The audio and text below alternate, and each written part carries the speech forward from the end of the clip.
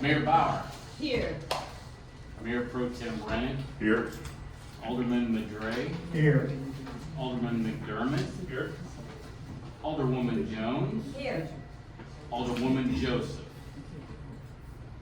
Madam Mayor, you have a quorum. Thank you. Mayor.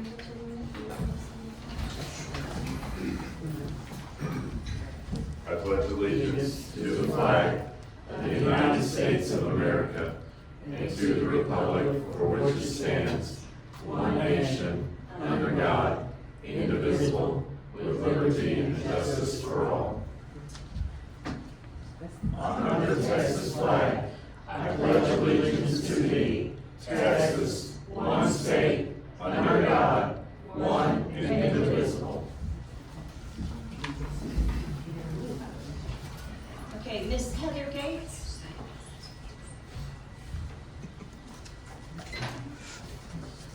Do you know if, I have not heard that she was okay, then, here again, if we could all just take a quiet 30 seconds to thank whoever you thank for the beautiful place we live in, the beautiful citizens we have, and pray for the people recovering from Debbie. Most of them were not as lucky as we were.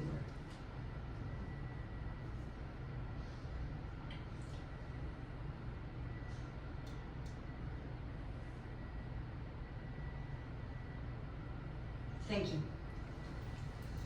All right, next, on the upcoming agenda, do any council people have any potential conflicts of interest? No? All right. Next, we have public comment. Our first public comment, Mr. Falkenhagen.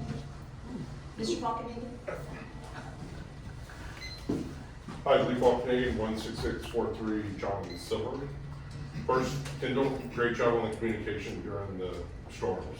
So thank you. It's been a while since we've had that level of communication.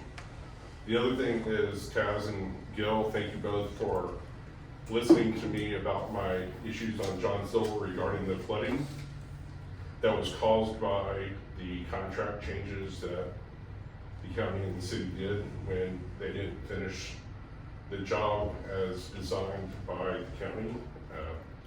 The road is cracking more since Beryl, and every time it rains, it's just gonna keep cracking. So thank y'all for that. But the main reason I'm here is I'm concerned about the building code plan that y'all have laid out.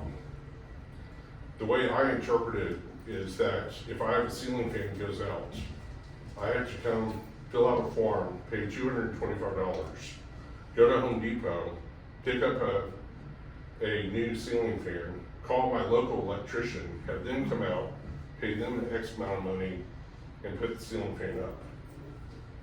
That doesn't seem logical to me.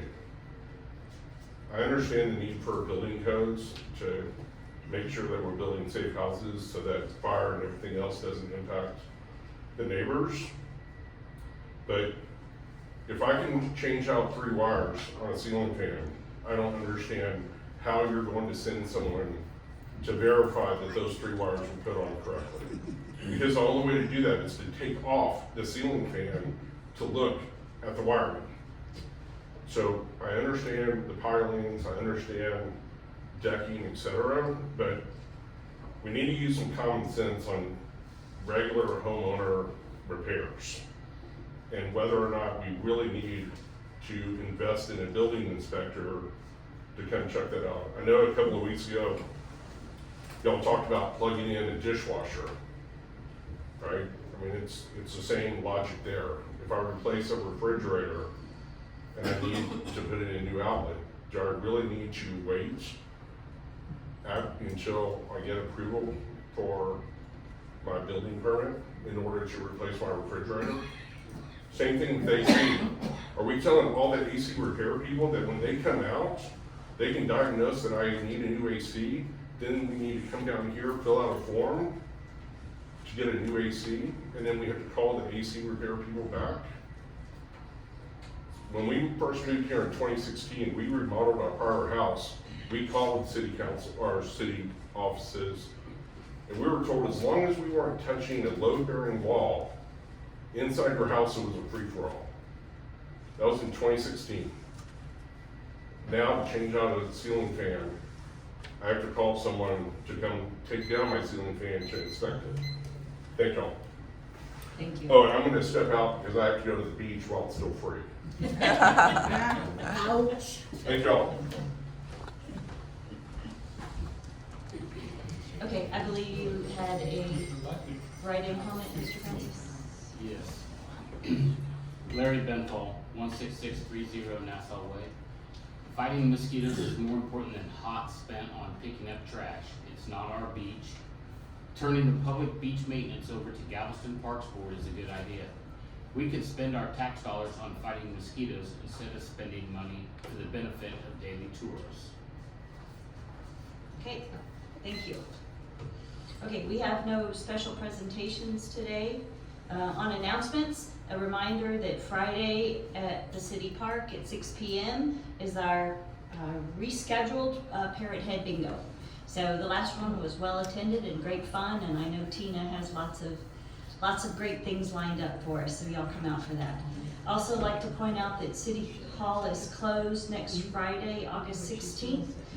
Employee training is going to be taking place. So we're training on public information request as well as doing an after-action review of a barrel and how we can do better in hurricane prep and recovery.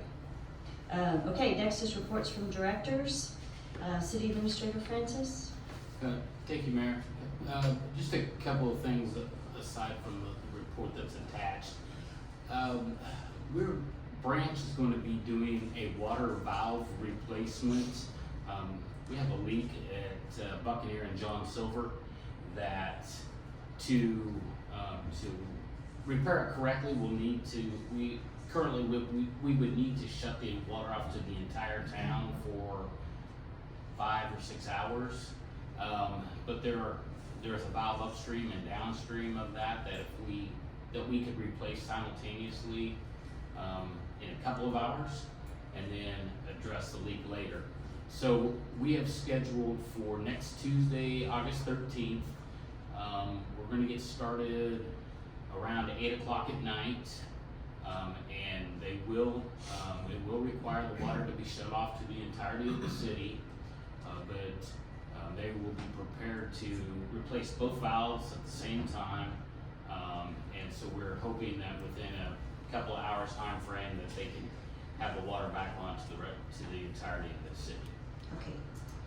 So that's next Tuesday, the 13th, roughly starting around 8 o'clock at night, and we'll be posting this out quite a bit to make sure everyone's aware of that. Also, I want to point out the swimming pool schedule is going to change beginning Monday. We will be closed Monday through Friday, and our weekend hours will be 11 a.m. to 8 p.m. On Saturdays and 11 a.m. to 6 p.m. on Sundays. And then the last thing I'd like to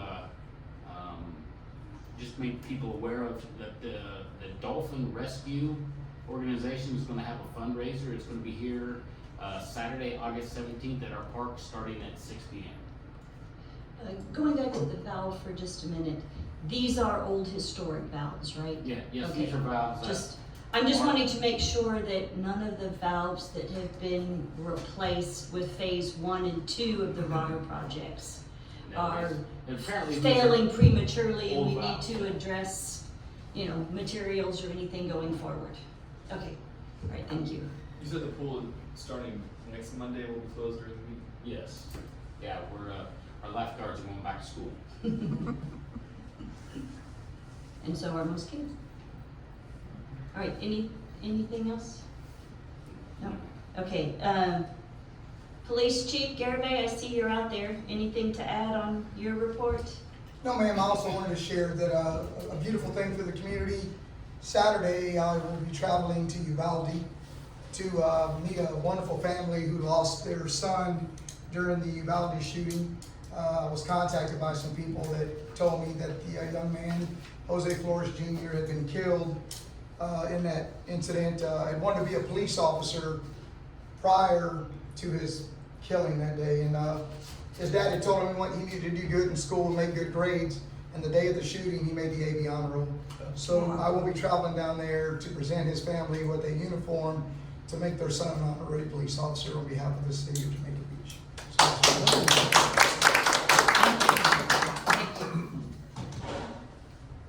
Mr. Quintero, do you have And any? the answer, I want to thank people who call or text to see how I was doing as I recovered from surgery. Thank you all. All right, and nothing from Fire Chief Biden at this time. Okay, next is consent agenda and approval of minutes. If there are no questions or comments, do I have a motion to approve the minutes from the special city council meeting on July 14th, the regular city council meeting on July 18th, and the special city council budget workshop on July 29th? Do I have a motion to approve those?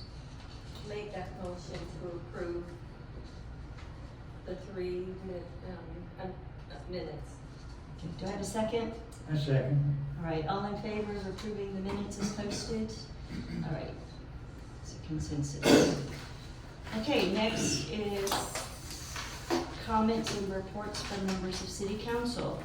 So, let's see, we shifted last time. Did you go first last time, Brandon? Mayor went first last. I think I did. Gil's turn to go first? Okay. Y'all gonna have to keep me honest here. Okay, Gil, you're up. Yeah, I do have a report tonight, based on liaison responsibilities. As far as the building department, I met with Katie and reviewed the revised permit fee package. To me, the addition of the international code language addresses council concerns about minor repairs. I think that it's also going to answer Mr. Falkenberg's question. In addition, we added a building permit requirement, commercial building permit requirements, which were needed. The permit package is well researched and it's really good work. As far as the roads, I surveyed the condition of our city roads. Our roads in general do need some attention. Potholes, I found 16 potholes. I listed them out here in this report. It's not that long. I found them at 1603 and 4730 Jamaica Cove, 16622 Nassau, entrance to Trinidad, Basin Drive at Boat Landing, entrance Francis Big, in the Jolly Roger State Park, in the Karanka, 16525 and 16520 Barbados, cul-de-sac on Barbados, 16178 Kingston Way, in the Pompano, and 16709 Curlew, and the end of Albatross, and Albatross was the worst. As far as road repairs, we also need to consider road repairs. There's some minor road repairs. Driveway entrance 610 Davy Jones, entrance to Toga, Karanka, to Toga, Spanish Main, entrance at Barbados, Cormorant. The West Road has never been paved. Most of Jamaica Cove is in bad shape due to flooding. Street signs, due to the storms, our street signs need straightening and repairs. We are missing signs, and these are just the ones I came up with, driving through. I probably missed some. Probably missed some potholes too, but I don't think so. We are missing signs at Nassau, Bermuda, Jamaica Inn, Mansville, Henry Morgan, Pelican Way, and Flounder Way. Drainage. This is the most important thing I wanted to talk about to council really too, and for the staff. We have ponding of water at the end of John Silver because the road paving contractor left out 2 of the drains that were shown on the drawings. Well, I'm requesting the staff, just look and see if we have dollars in the budget to remedy this. It shouldn't be a big project. If not, I think it does need to be in next year's budget. Flooding. The following are three conditions I'm most aware of. The vacant lot flooding immediately east of the park extending south past John Silver. The surface water discharge on the beach at Buccaneer. Beach erosion caused by runover at Beachcomber. I'm bringing this up because these are, just to talk a little bit about these, the only one we really have control of, one that we can really actually engineer, fix, and actually do something about on our own without involvement of other government agencies, is the flooding on the vacant lots that pushes past John Silver. That's something that really is basically within our reach. As far as the surface water discharge onto the beach at Buccaneer, things like this and the beach erosion caused by runover at Beachcomber, these are things that are gonna involve engineering studies, the GLO, and things of this nature. And the solutions to this is gonna take a while to surface. And until we get the solution, it'll be hard to determine what funding we should have. I bring this up mainly because we're getting ready to have a discussion about priorities. Remember, it's part of our thing, our Yeah, process. strategic plans. Right, and I want council to keep these in mind, because we do need to get this on our 5-year plan. And these things, you know, like the discharge on the beach at Buccaneer, it's timing, you know, it may take years. But it should go, I think it should still go on the 5-year plan. Because if we know what we wanna do, when we get the opportunity, we'll be ready. Thank you. I'm gonna interject here. You got it? I'm gonna interject here just a minute. We are in conversation, Kendall's in conversation with Mercer Engineering on, they've had some luck getting FEMA money to help with road repairs, because the constant going under of salt water degrades the life of the asphalt that was put down. So they have had some success. So they are in preliminary conversations with us about how we might be able to apply for some of that recovery money following Alberto and Beryl, and then also just looking at all the high tide events we get. So that it does need to be part of our long-range plan on how we're going to address the road degradation, but Kendall has started conversations as far as that goes. On the drainage, yeah, you're right, it's a bigger picture. One of the things here is that I read in the Daily News 2 days ago that they have yet to get the FEMA money from Harvey. Yeah, Oh, no. yeah, So this gives you some idea. I know. So, but it does need to be going, and so this opportunity gets accelerated, Yeah, right? Whatever, we know what we want, yes, you know, we're ready for it. thank you, Gail. Okay, Alderman Jones? Thank you, Mayor.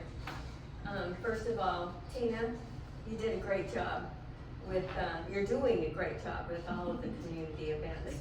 This is, I went to your back to school night dance last night, and it was terrific. There was food, a DJ, an opportunity to mingle and dance with our neighbors. And I look forward to your parrot head bingo tomorrow night. We had 70+ people come out to the last one, so I know it'll be well attended. I want to mention that William Douglas turned 100 years old a few weeks ago. Happy birthday, Bill. And I wanted to see the sewer plant for 3 years. 3 years I've been on council, and I've never been given that opportunity. for whatever reason it was denied or postponed, but I wanna thank Kendall for taking me on a tour of the sewer plant and the lift stations. I've lived all these years next to that one over by the park and never knew how much goes into it.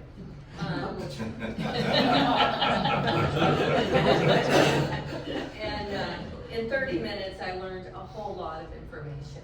And I took a lot of pictures and gave them to Kendall, and I suggested to him that he put out some information on the city website. I totally forgot, I'm sorry. When you started talking, I'm like, oh, no.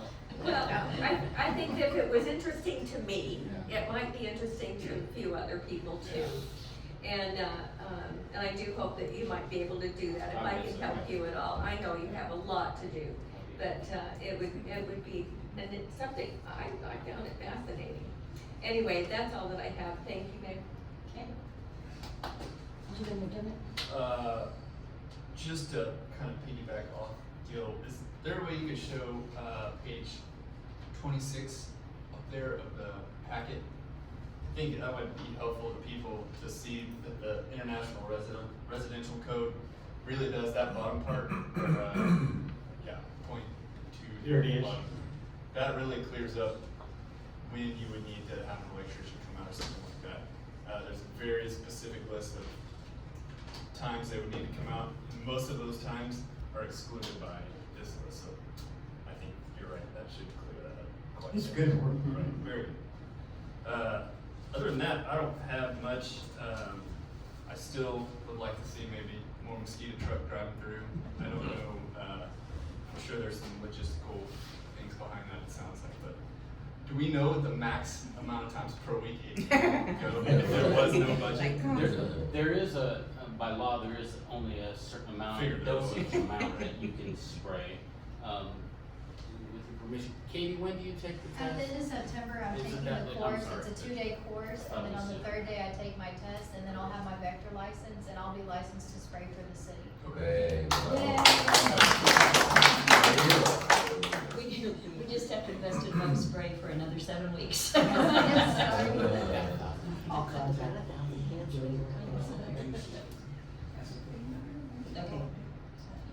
Okay, That's all all right, Mayor Pro Tem? I don't have much to report this time around outside of a couple of emails from some residents that were concerned about the animal ordinance that we have, specifically 80.3 and Amendment 2002.3. They're pretty old and they're not very clearly defined, right? Specifically talking about housing animals that are dangerous or venomous and this type of thing, and what's okay, what's not, what the maximums as far as how many pets you can keep. I mean, it just needs some brushing up and dusting off, I think. So I just wanted to bring that to our attention because we heard about it a while back, and Yeah. I want to make sure we voice all of our residents' concerns. Yeah. It's on Kendall's board of ordinances to be addressed. It has been on the board. And so, he and I will visit early next week on when we might be able to, get a draft for council to look at. Okay. Here again, it's on the board, it just hasn't bubbled to top priority. For sure.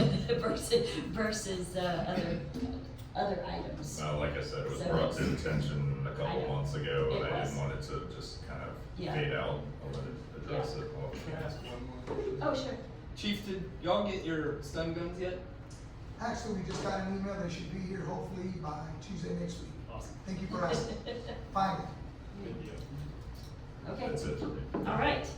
Okay, then, on to new business. First item is discussion, consideration, and take action to approve the new building fees. Do I have a motion to discuss? I'll make the motion that we discuss the new building. Do I have a second? I'll second. All right.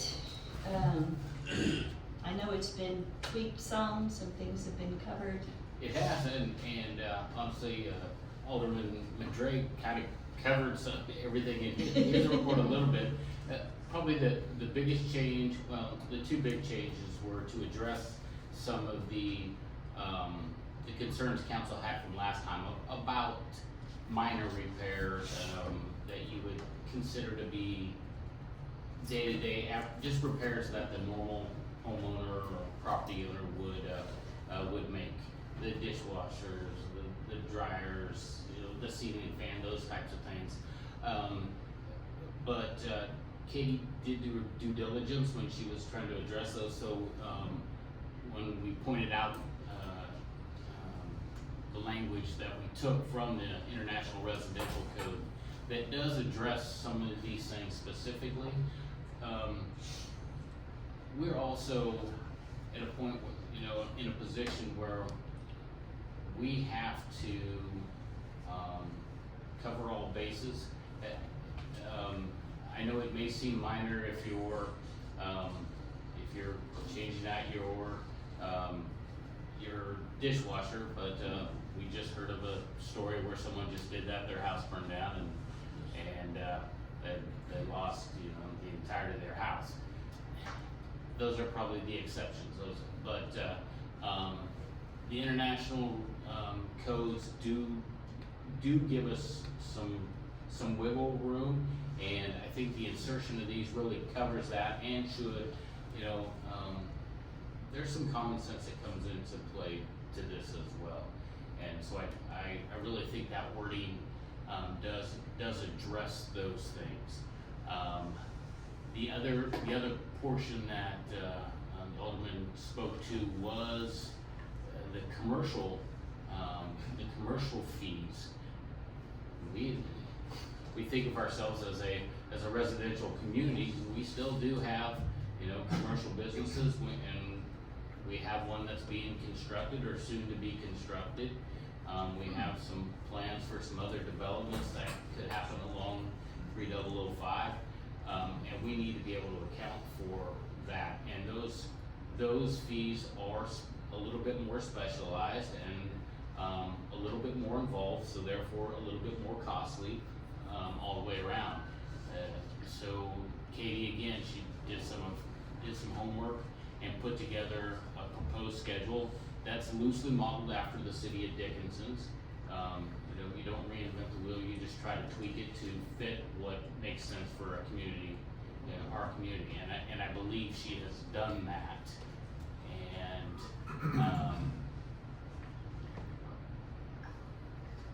So Kendall, pertaining to the writing an ordinance and actually putting this in motion, how does one supersede the other? So we've got a listing of all of these rules and the applicable fees associated with them, and then we have this international code of residential builds. Which guidelines do we use when? Is that going to be clearly defined in the ordinance? I mean, how is it going to be written? Well, and currently referred we to? follow the 2018 version, which again is something else that needs to be updated. We really need to move to the 2021 version. That's the most current. But those laws are what we base our stuff on. So we're following those. We're not writing ordinances to supersede those. We're basing our ordinances off the codes that are established nationally. Sure, I understand that, but we referred to the international code and we said, well, some things are common sense and some things aren't. Well, is it going to be defined that way in the ordinance? Probably not. Right? Well, the ordinance itself is just it's not even really an ordinance. It's just that here are the fees as they're established, so it's not really. This time we follow the ordinance. This time we follow the international building code. We're always following the international building codes, and here are the fees that we're charging to make sure that we're doing that. Okay.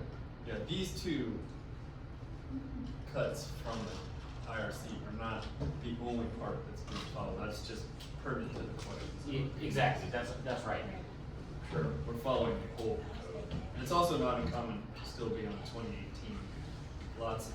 It takes a long time for everyone to catch up with new code drops. Sure. But again, just for the sake of clarity, so that John Q. Public who are Sure. spoken. You know, Yeah, we have yeah. to make sure that they understand that, you know, what's acceptable and what isn't, so that's the only reason why I asked. I mean, I understand the concept, and I understand how you structured it, I just wanna make sure everyone else understands. No, that's a good question. And Mayor, I have a question for Kendall, and that's, I recently got some permits, and Katie, thank you for being so informative and so helpful and just so nice.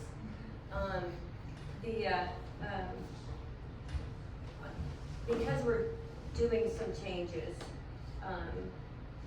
well, let me go back. When I went to go look to see if I would need a permit, I started looking around the website, and I'm pretty savvy with water through our website, but it took me a while to find it. So we need to be able to have it be a little quicker. And talking to a few contractors, they were like, they couldn't find it at all.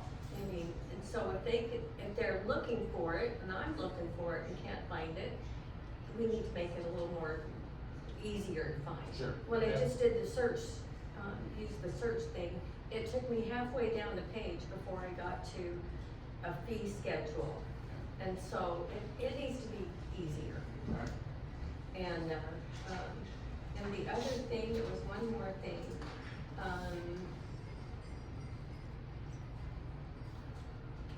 I guess that was it. I think more maybe to Aaron's point also is, I can see where it could be confusing if you're reading, when does an electrical permit need to be? Ceiling fans are listed, for example. Then That's ridiculous. the IRC does say you wouldn't actually need one for the city. So I can see I where know you're they're- kind of saying there's Contradictory. information. Yeah. Yeah, I think that does need to be, Cleared up. struck off of that. Can we ask a question? Can we ask a question? Yes, you can. Okay, I called because we have some boards in our boat dock. Ma'am, can you come up? I'm sorry. There you Yeah, go. people can't hear if you're not here. Okay. Ginger Jones, 16612 Curly.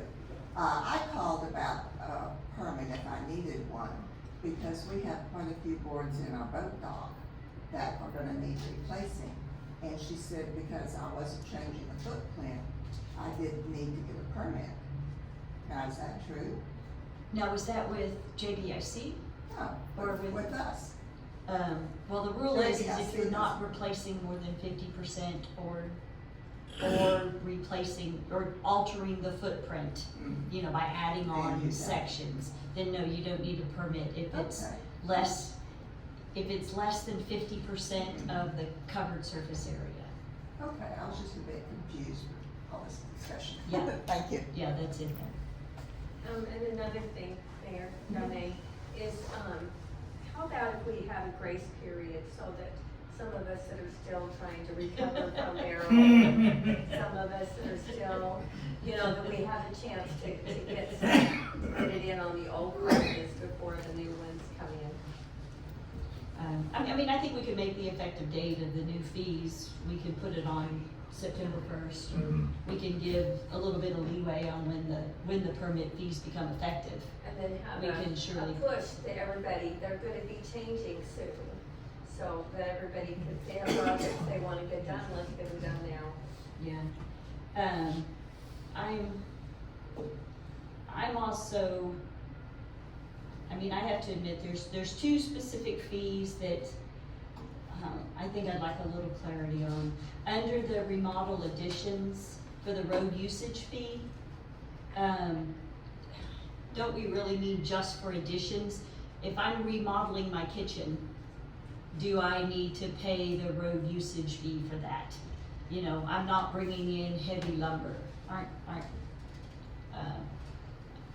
I think I would like a little more clarity around what, I think it means for additions, when you're adding big, you know, heavy framing material that's gonna be coming in on a larger vehicle. I didn't realize those were actually broke out fees. I thought those were just rolled up into those. I did too. I thought so. Like, I thought what they just rolled up What would the- trigger only paying a road fee versus it being included in the new construction? Like maybe a concrete driveway. Something like that. bulkhead. Mhm. But then, so we don't pay a road usage fee for the new construction? You do, it's rolled up into It's rolled that up price, into the it's not, total. it's not an Okay. additional price to that. Okay, maybe we could Clarify that. clarify that on those two remodel additions and new construction. If it's intended that that's included, Yeah, in the that's- overall fee, then we should put a little asterisk and say, see above or something. And so you can make it à la carte based on the Yes. scope of the project. Right, so we broke that out because that was a new fee that we were creating. Okay, And so we broke it out to see, so you could okay, could see that. Okay, It needs Huh? more It's there. explanation. I just wanna make sure that, 3 years from now, when maybe the same people aren't sitting in these, Yeah. chairs, that all of a sudden it's additive, not included, because it's not, we understand it to be that, but the language doesn't clearly define that. We can clarify that too. And maybe we just do it under the new construction part. We put a comment in there that, oh, it does say road usage up there. Okay, Yeah. all right, I didn't read it all the way. All right. Does everybody think that covers it okay? The fact that it's called out and what it covers? Just to clarify. Well, if we can clarify, it wouldn't hurt. Explanation for it all. Well, the proposed pricing does have quotation marks that says includes 500 for new construction. It'd probably be instructive, like at the end of the document, to put 2 examples, right? Show an example of, okay, person 1 is remodeling, and they're not bringing in a bunch of heavy materials, like you said, to remodel the kitchen. Well, maybe a deduct would be for that, the road usage, because you're not bringing in a bunch of material. But then, example number 2 is putting on an addition. That's a good idea. That way it just shows how it's broken down Yeah. in two. In two examples. places. Yeah. Because like you said, you're right. I mean, if other people look at it down the road, they're like, what exactly are you doing here? Yeah. And I guess the other thing that I probably am struggling to, it seems like in general plumbing and electrical, that there should be some intermediate fee based on a scale. If I'm replacing a hot water heater, it's a $400 hot water heater, but I'm paying $225 to get a permit. Yeah, Katie? As we were sitting here discussing all this, that was actually going through my head, that I wrote it down just a moment ago, that maybe we base it on valuation of the project. If it's something minor, we can charge less, but if it's over a certain cost, then we'll charge a little bit higher. And same with electrical. If I have especially if it's a replacement, not an add. I mean, down here, we have so many exterior features that rust out all the time. And we call an electrician or a handyman to change an outside lout fixture or put a new receptacle with a plug. And it's gonna cost me, the guy's gonna charge me $150 to come put 2 new receptacles, but I'm gonna pay a $225 permit to do that. That seems not correct. And are we gonna send an inspector out to make sure that it looks like the work was done right? When changing breakers, I mean, I know somebody that's changed a lot of them in their home because they had, a lot of electrical flickering and it wore out the breakers. And that person replaced a lot of those breakers and it would have been very expensive for that person. Anyway, so those are 2 that if it's sort of a replacement in kind, not a new add, it's, unless that's clearly covered in the international business code that says if you're replacing a hot water heater, you don't need a permit. I've not read it in detail enough to know that. It doesn't. But the replacement in kind seems like we should have an option there. Yes. I think the idea about evaluation is good. A sliding scale, it's common sense, I We mean, can update that. something everybody can understand and see. Mhm. Yes, Ms. Jones? Richard Jones, 16612 Curly. I think that's really overreach if you're replacing something unless there was a problem with it. Because I know how to put up a ceiling fan, I know how to change a plug. And, you know, I don't do it anymore, but I mean, I've done it in the past. And I think if you are replacing a refrigerator or a dishwasher or something, and it's already there, you're just taking the old one out and putting a new one in. I personally would be really upset if I had to pay $250 for it. I'm sorry, that's my opinion. Yeah, Katie? There's one portion where it says when is an electrical permit, when does it need to be pulled, and then it specifies if the water heater is being replaced, a plumbing permit is the only thing required. But if the wiring is being Right. replaced, that's when we ask for the electrical permit to be pulled. Yeah, but. Well, why do you have to have even a in the plumbing hot- permit?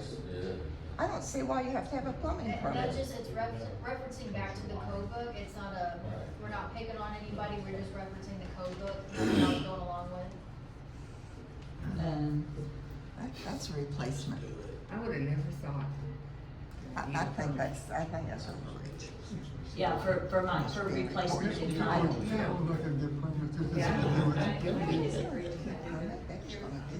I just replaced a water heater. Don't fight me, don't crucify me, but I never would have thought to Me, call. I'm the same way.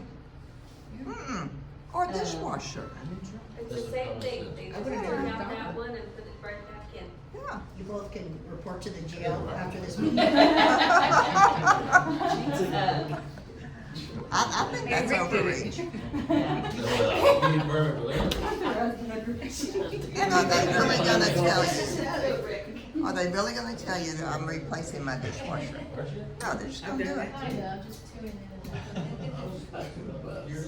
How do other, I mean, I'm being dense here, how do other cities handle replacement in kind? And also I think the fence permit fee might be a little high as well. When you look at the percentage of overall cost and the real impact. The list that I pulled out from Galveston, whether or not people abide by that, I don't have a way of controlling I know. it, but as far as covering the city and the liability, we're asking you to do it, but I don't have a way of going out there and kicking down the door and seeing what you did. I do think, one thing, I do think we have to remember that, you know, like, could I replace a hot water heater? It does need to be inspected after it's done to ensure that it's safe and it meets the codes because of liability to the city. If you have a licensed plumber putting it in, why are you doing that? They're gonna do it. I've never changed a hot water heater. I have changed other things. You know, the inspection fees enter into this when things have to be inspected. Yeah. But if you have a licensed plumber or electrician doing it, it's gonna be done right. Common sense. Hmm? It's a double fee. So, like I said, some of the cost for replacement in kind, I don't know how we adjust that. And what are we realistically going to inspect and not inspect? You know, somebody comes to replace 3 receptacles, are we gonna send Angel out there to inspect it? And he can't see it anyway because it's, you know, the plug is in place. Unless he does it and pulls it out, which runs more risk of messing up what was there. And then we add lots of liability to the city. So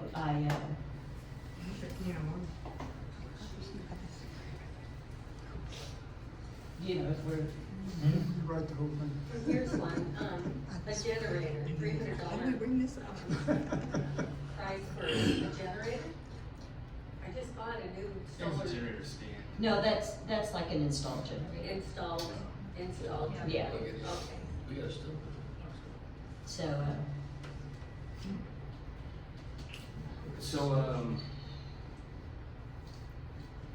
can you be specific as to what changes you wanna see, or how you'd like to see it?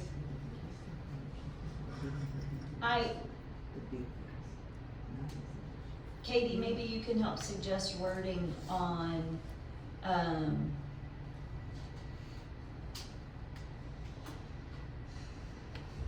I just think there should be a different cost for replacement in kind. Yes, ma'am.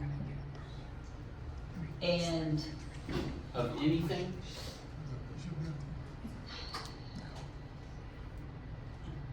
it has to do with if we're gonna go inspect it or not. And, if we're not gonna go inspect it, then I think a replacement in kind should have a minor cost associated with it. I mean, we're asking people to do things that we've never asked before. You know, Other in, cities are doing this? Yes. it's in their requirements. Right. You know, our, what's their compliance level? I don't know.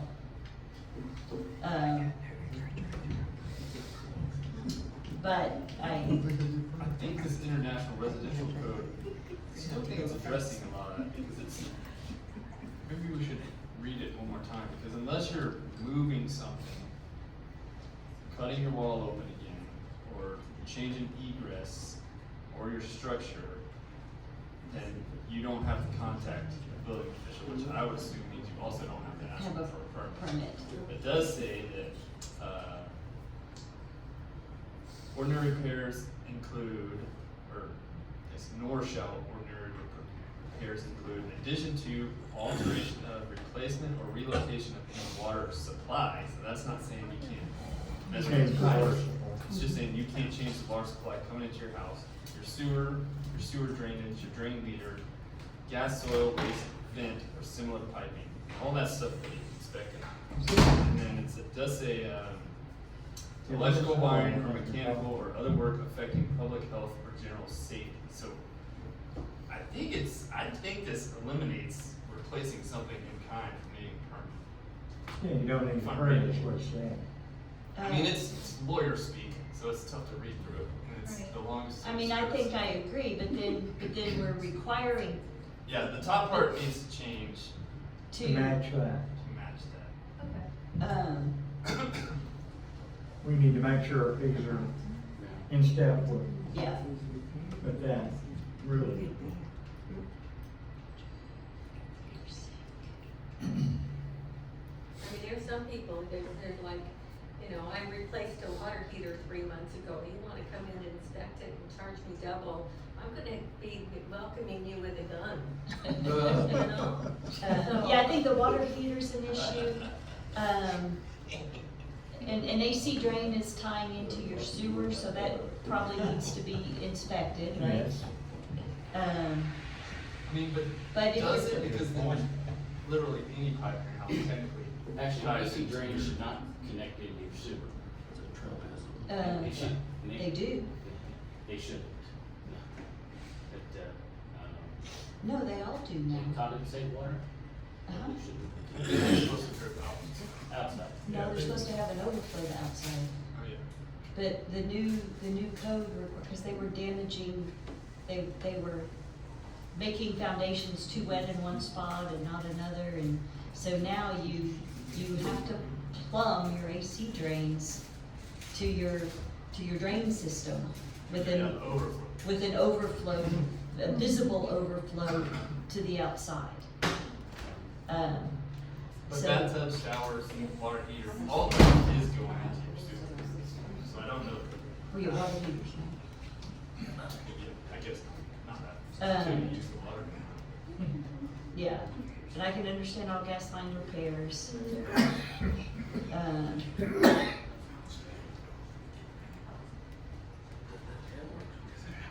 What's a roof drain in the gutters? Yeah, so I think there's, Not specific enough to, I think those need to be eliminated. I questioned that myself, but it was on Galveston's website, so Okay. I just thought it was necessary to include it. I think it must be gutters. It might be for like a flat commercial style roof that has a roof drain. Oh, Oh, a roll top roof, yeah, that runs off. that's true. Yeah, and that's one thing we don't have on our list. I mean, do we need gutters permitted? I wouldn't think so. It's not structural, it's not impacting. We don't have shutters on it, so we can just scratch gutters off too. So no shutters, no gutters.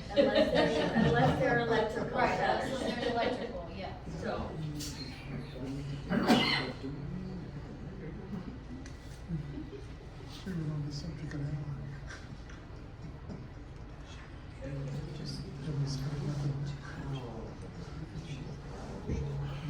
If you're replacing something and it's going into the same place and you have a licensed company doing it, I do not feel you should have to pull a permit.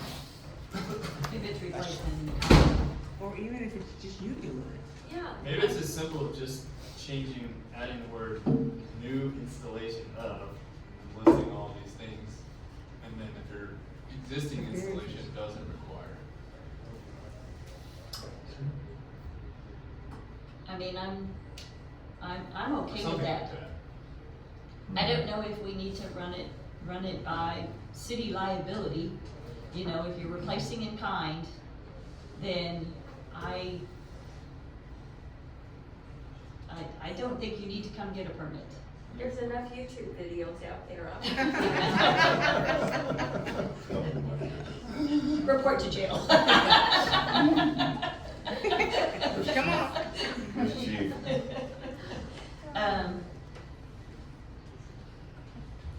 Yeah, I mean, maybe it should be new installation of.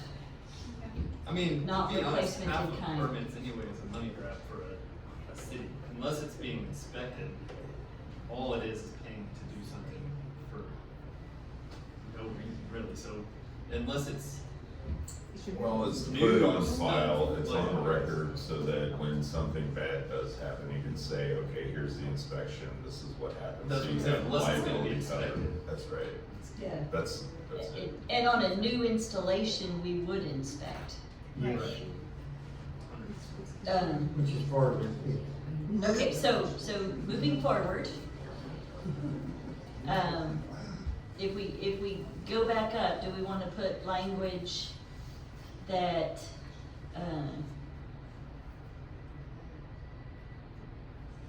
if we look at the winter engineered plans required, it's pretty, it's got some good language. New deck, new repair, new stairs, right, replacement. If we went down to, plumbing and electrical, and we just put new before half of these words, I think, that would clarify. I think it would too. And not new, like, you just got it from Depot, but new. Yeah, newly, yeah, Newly- First time. newly- Initial. Initial, exactly. Or maybe put in parentheses, replacement, doesn't need it. well, should we put down anytime someone is adding electrical components? Yes. A permit should be pulled by the responsible electrician? That sounds right. That still falls in your category if you're just adding one outlet.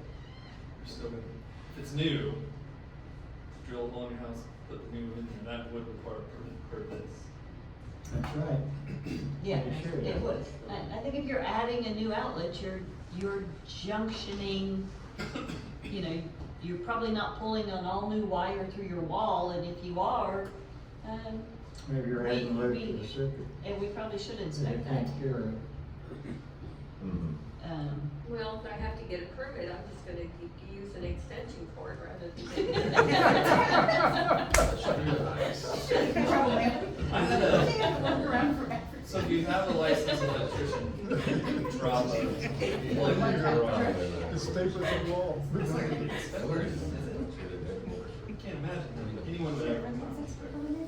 Are we gonna inspect check that, Katie? If you're running new wires, If good you enough. if you just drop the outlet on your garage wall, Daisy chain off an existing one because you're tired of stepping on an extension cord. I would want to, but that's up to y'all. No, I Why don't you think, come up to the front so we can hear it, Kate? I think we would inspect that. Yeah.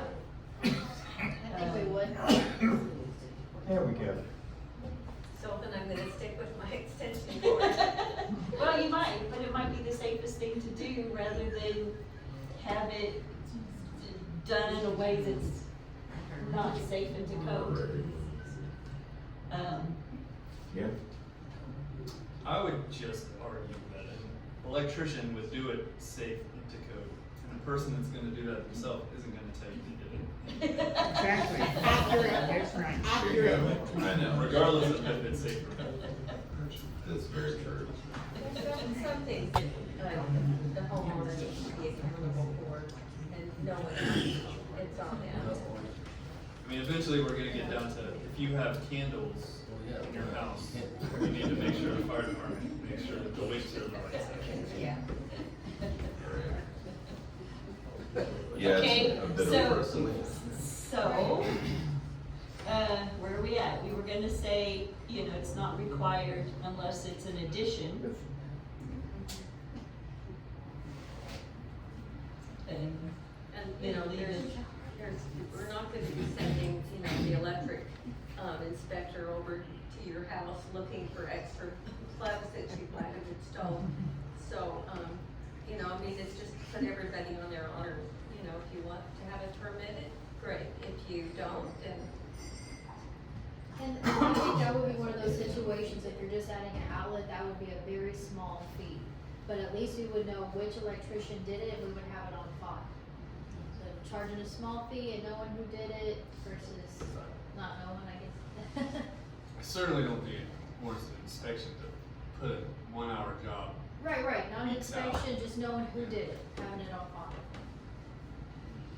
okay, how do we word that so that it's consistently applied? And most people are not even gonna know they need to do it. yeah. So, to me, this is a little ridiculous. Because, I think those because you- fees are ridiculous. Because you just wouldn't even know. Let's say it's $5 or $10. It's not the money. I just wouldn't even think about doing it. That I would need to do it. Yeah.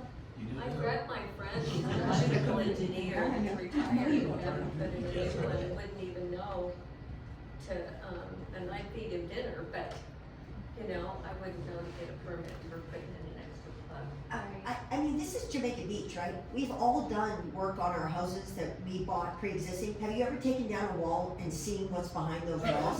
I just wanna back this up, right? This is Jamaica Beach. These houses are put together with chewing gum and Velcro. Yeah. I'm not That's in joking. Texas, yeah. And so we've taken down walls and there are live currents just hanging behind the drywall. Yeah. So, and now you're gonna say, oh, we're gonna fix that, but we're gonna charge you guys for fixing it? You just actually made a point in the other direction. Yes. Yeah, I get it, 100%, I get it, right? But this is still Jamaica Beach, and these houses have been standing for 50 years. Yeah, but part of the reason they're that way is because it was always make it work with Totally bubble gum understand. and Velcro. Nobody was held accountable previously. And, yeah, we've done it wrong a lot. Hang on just a second, Pam. Ralph, did you have a comment? No. Okay, all right, Pam. I was just gonna say, to me, just the whole permitting, I think we need to walk before we run, and let's try to get people permitting the big things first, and then we can start worrying about the plugs. Can I just see those rates again that are proposed for different things? I think the original rate is high enough, but to double some of these increased crazy rates? Well, I think for the new construction, the double is good because we'll get them inspected, know it's done right. Well, the problem is that the city, let me hope I'm explaining this right, is that the city hasn't been charging enough to cover to pay an inspector to come out, and so it's coming out of the general fund. So if you do need a permit, that person needs to be paying for the inspector. I At the current price, so it's, we charge you a fee after your second failed inspection. And with the original inspection that you failed and then the first inspection that you failed, we're already paying you for the project. That takes up our inspector charges that much for that, now we're paying for it. And that's why we suggested raising it, because some people we have to go back a few times. Well, raising it on new construction or new additions, I could see. But if you are just replacing a plug, replacing a fan, something small like that, you know, I don't see that. Or if you're having a problem with electrical outlet, you have an electrician come in and check it. I can't see paying a fee for that, and people are not gonna do it, they're just gonna do it. Just so we're clear, that, IRC means that you would not be charged for replacing a plug or a ceiling fan. It's in Right. there that's, Replacements, okay. we're just clarifying like a it new one. in the permitting. Okay, And then maybe the answer to this is to do a scaled, you know, maybe we stick with the proposed price or raise it to where are we at on some of these, 125 to 300?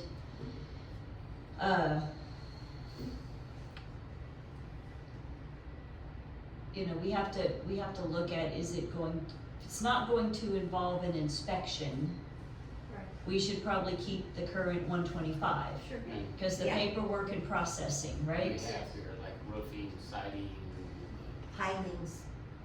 garage doors, minor repairs, replacement. That one's actually, we just made it even with everything else. Yeah, And the one where, like, somebody fails an inspection, why don't they pay each time? They should, like, if I failed 5 times, I should pay $500. If I failed 3 times, I pay $300.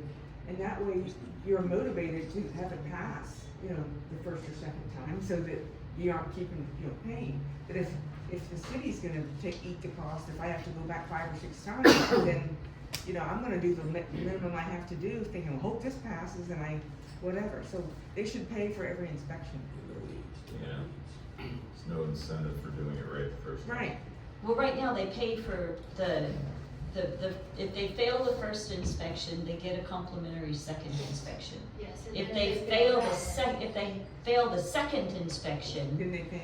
then they pay. Okay.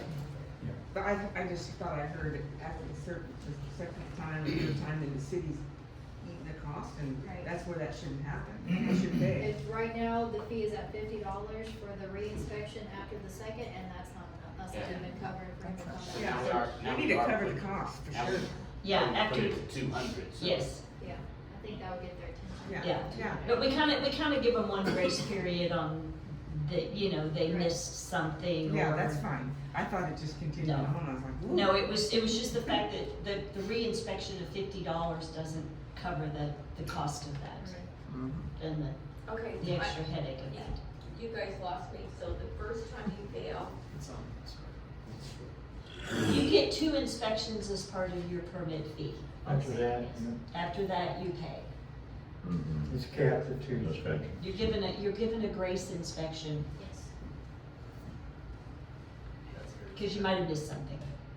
And so often we have plumbers and electricians that have done something this way their entire career, Yeah, and they don't know. and that they it's don't big. really know the current code or requirement. If there's no aluminum Sometimes wire. they don't. Some of it also is, that we don't want to be accused of nitpicking to run up the bill on somebody. Yeah. Yeah, And so, that is part of It's the a good- reason for doing to give the it. grace Yeah, first. if I- Mhm. cause, if we fail you, a failure also is if you're not ready for the inspection, or we show up and you were. You called for it Called in and, and didn't show up, yes, so there's a lot of things outside of just poor workmanship that can fail you as well, so we're not trying to be perceived as running up the bill, we're trying to be fair about it, but when you start dragging it out and then Yep.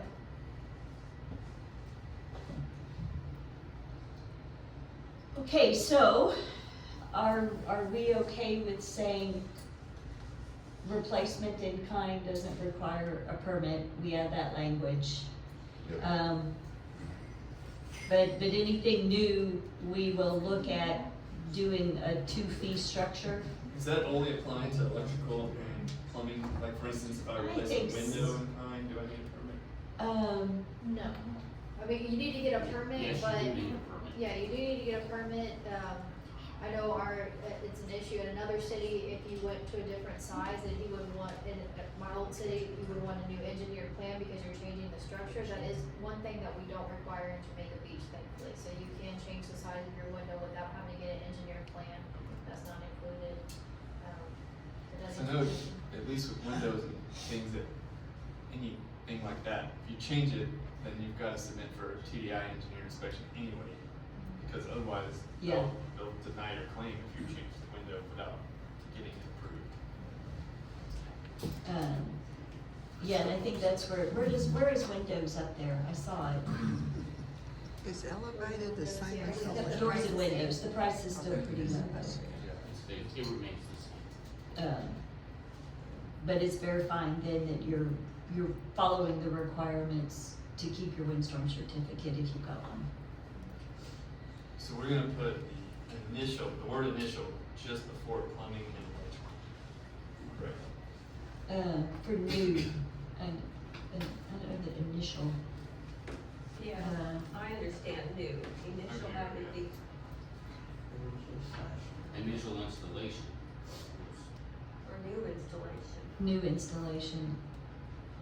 Initial to me implies like a brand new house. New to me means it's new to my house, Hmm. but it needs to be clear to everybody. Well, you could say things initial or and new. Yeah, and I'd also, for sprinkler systems, we do have to do an inspection to make sure it's got all that right backflow stuff that's required by TCEQ. Right, and technically you're supposed to have an irrigation license to install that.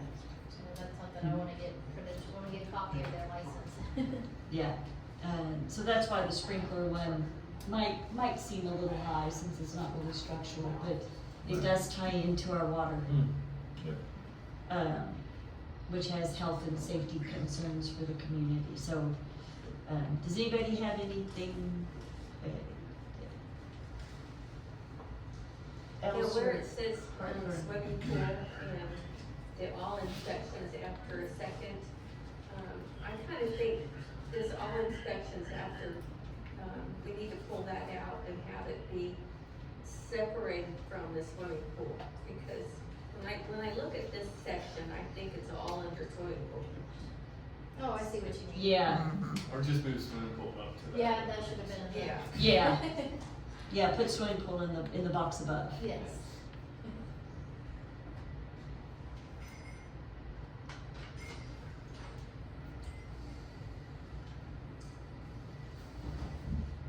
And then the only other one I might have had a little bit of concern about was for a fence.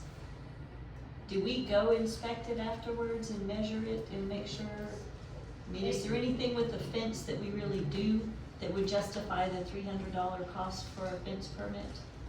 He does inspect the paperwork, he verifies the survey, make sure that you're staying behind the build line, things like that. It would be nice if people called us out to do the final inspection, that doesn't always happen, but he does go out and we get the call when they're finished to go out and work. Okay, Is that just for a new fence or people replacing their fence that's all broken down? So, New fences? if you're replacing the post, that's our big thing. If you're replacing the post, that's when we wanna see the survey and we wanna review that. Because you see so many people doing that now in the city, Right. but they're not contacting you, or they just have contractors do it? Yeah. Okay. Stairs and railing, 125 to 300. Why?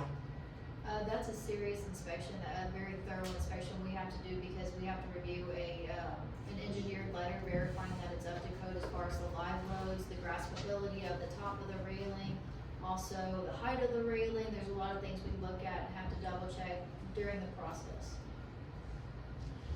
Does that make sense? Okay.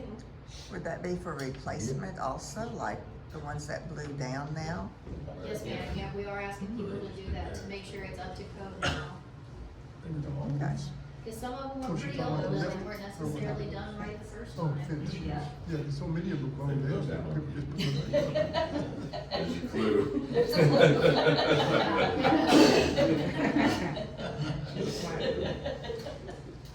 I'm hoping that everything we're permitting right now won't blow down in the next storm.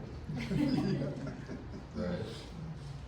Okay, so moving forward, do we want to table this until next time, or do we want to approve with discussed modifications? I'd like to see it again before we approve it. Okay, Personally. all right. So do I have a motion to table, this approval until, do we want to bring it back next meeting? Okay. so I'll make a to- motion to table. Okay, do I have a second? I second. Okay. Table till the next Till the council next, meeting. next council meeting. All right. Next is discussion, consideration, and take action to propose a property tax rate. Thank you. Thank you Great guys, job. thank you.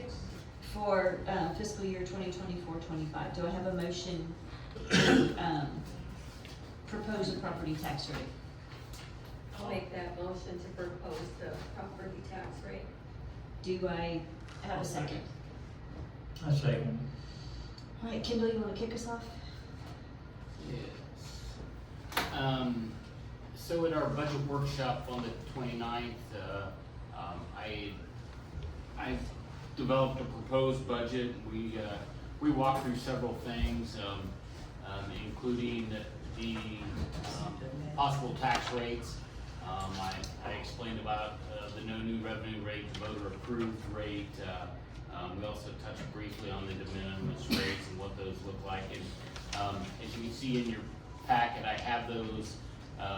We have received the final certification from the county, and as it stands right now, the no new revenue rate, which is the rate that would allow us to levy the same amount of taxes as last year based on this year's assessed valuation.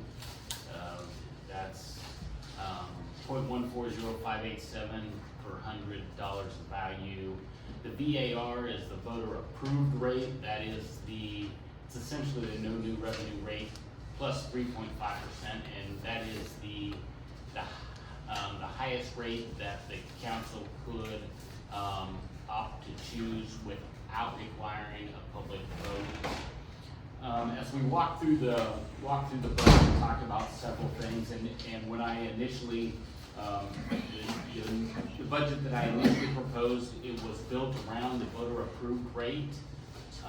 As we talked through it, it was asked if we could rebuild the budget based on the no new revenue rate, which during that meeting we did that. We changed that rate.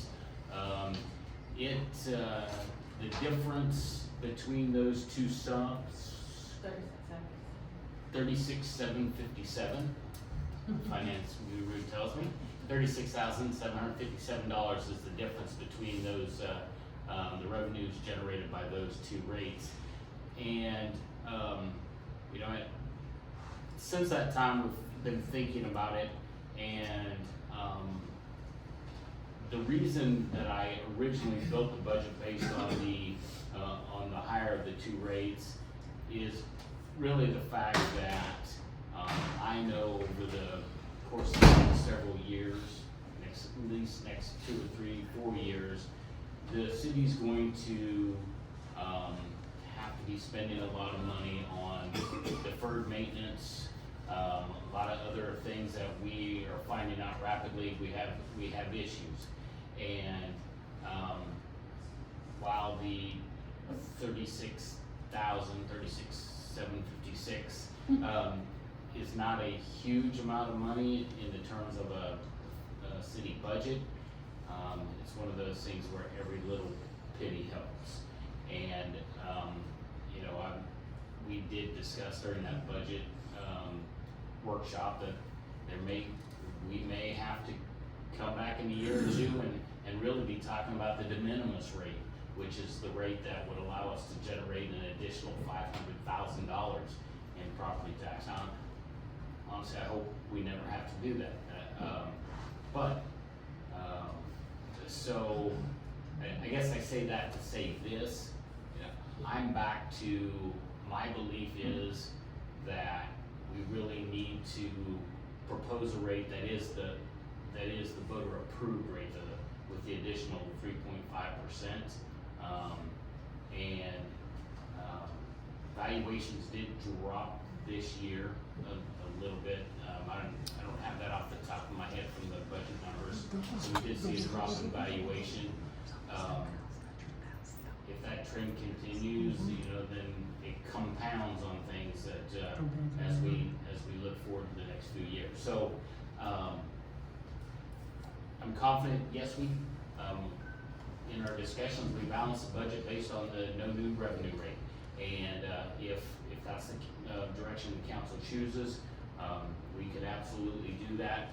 I just think, I would not be doing, what you paid me to do if I did not tell you I believe the best course of action is the voter approved rate. And, now, I also, the caveat is, you will take a vote tonight that the count will have to report this proposed rate to the county, by Monday, and they'll want to know how each person voted. They also have to list what options we gave as far as rates, and, but that does not lock this rate in. The final vote for that will be the second meeting in September. We will have a tax rate hearing, and then immediately following that, we will have a final vote on what that number should be.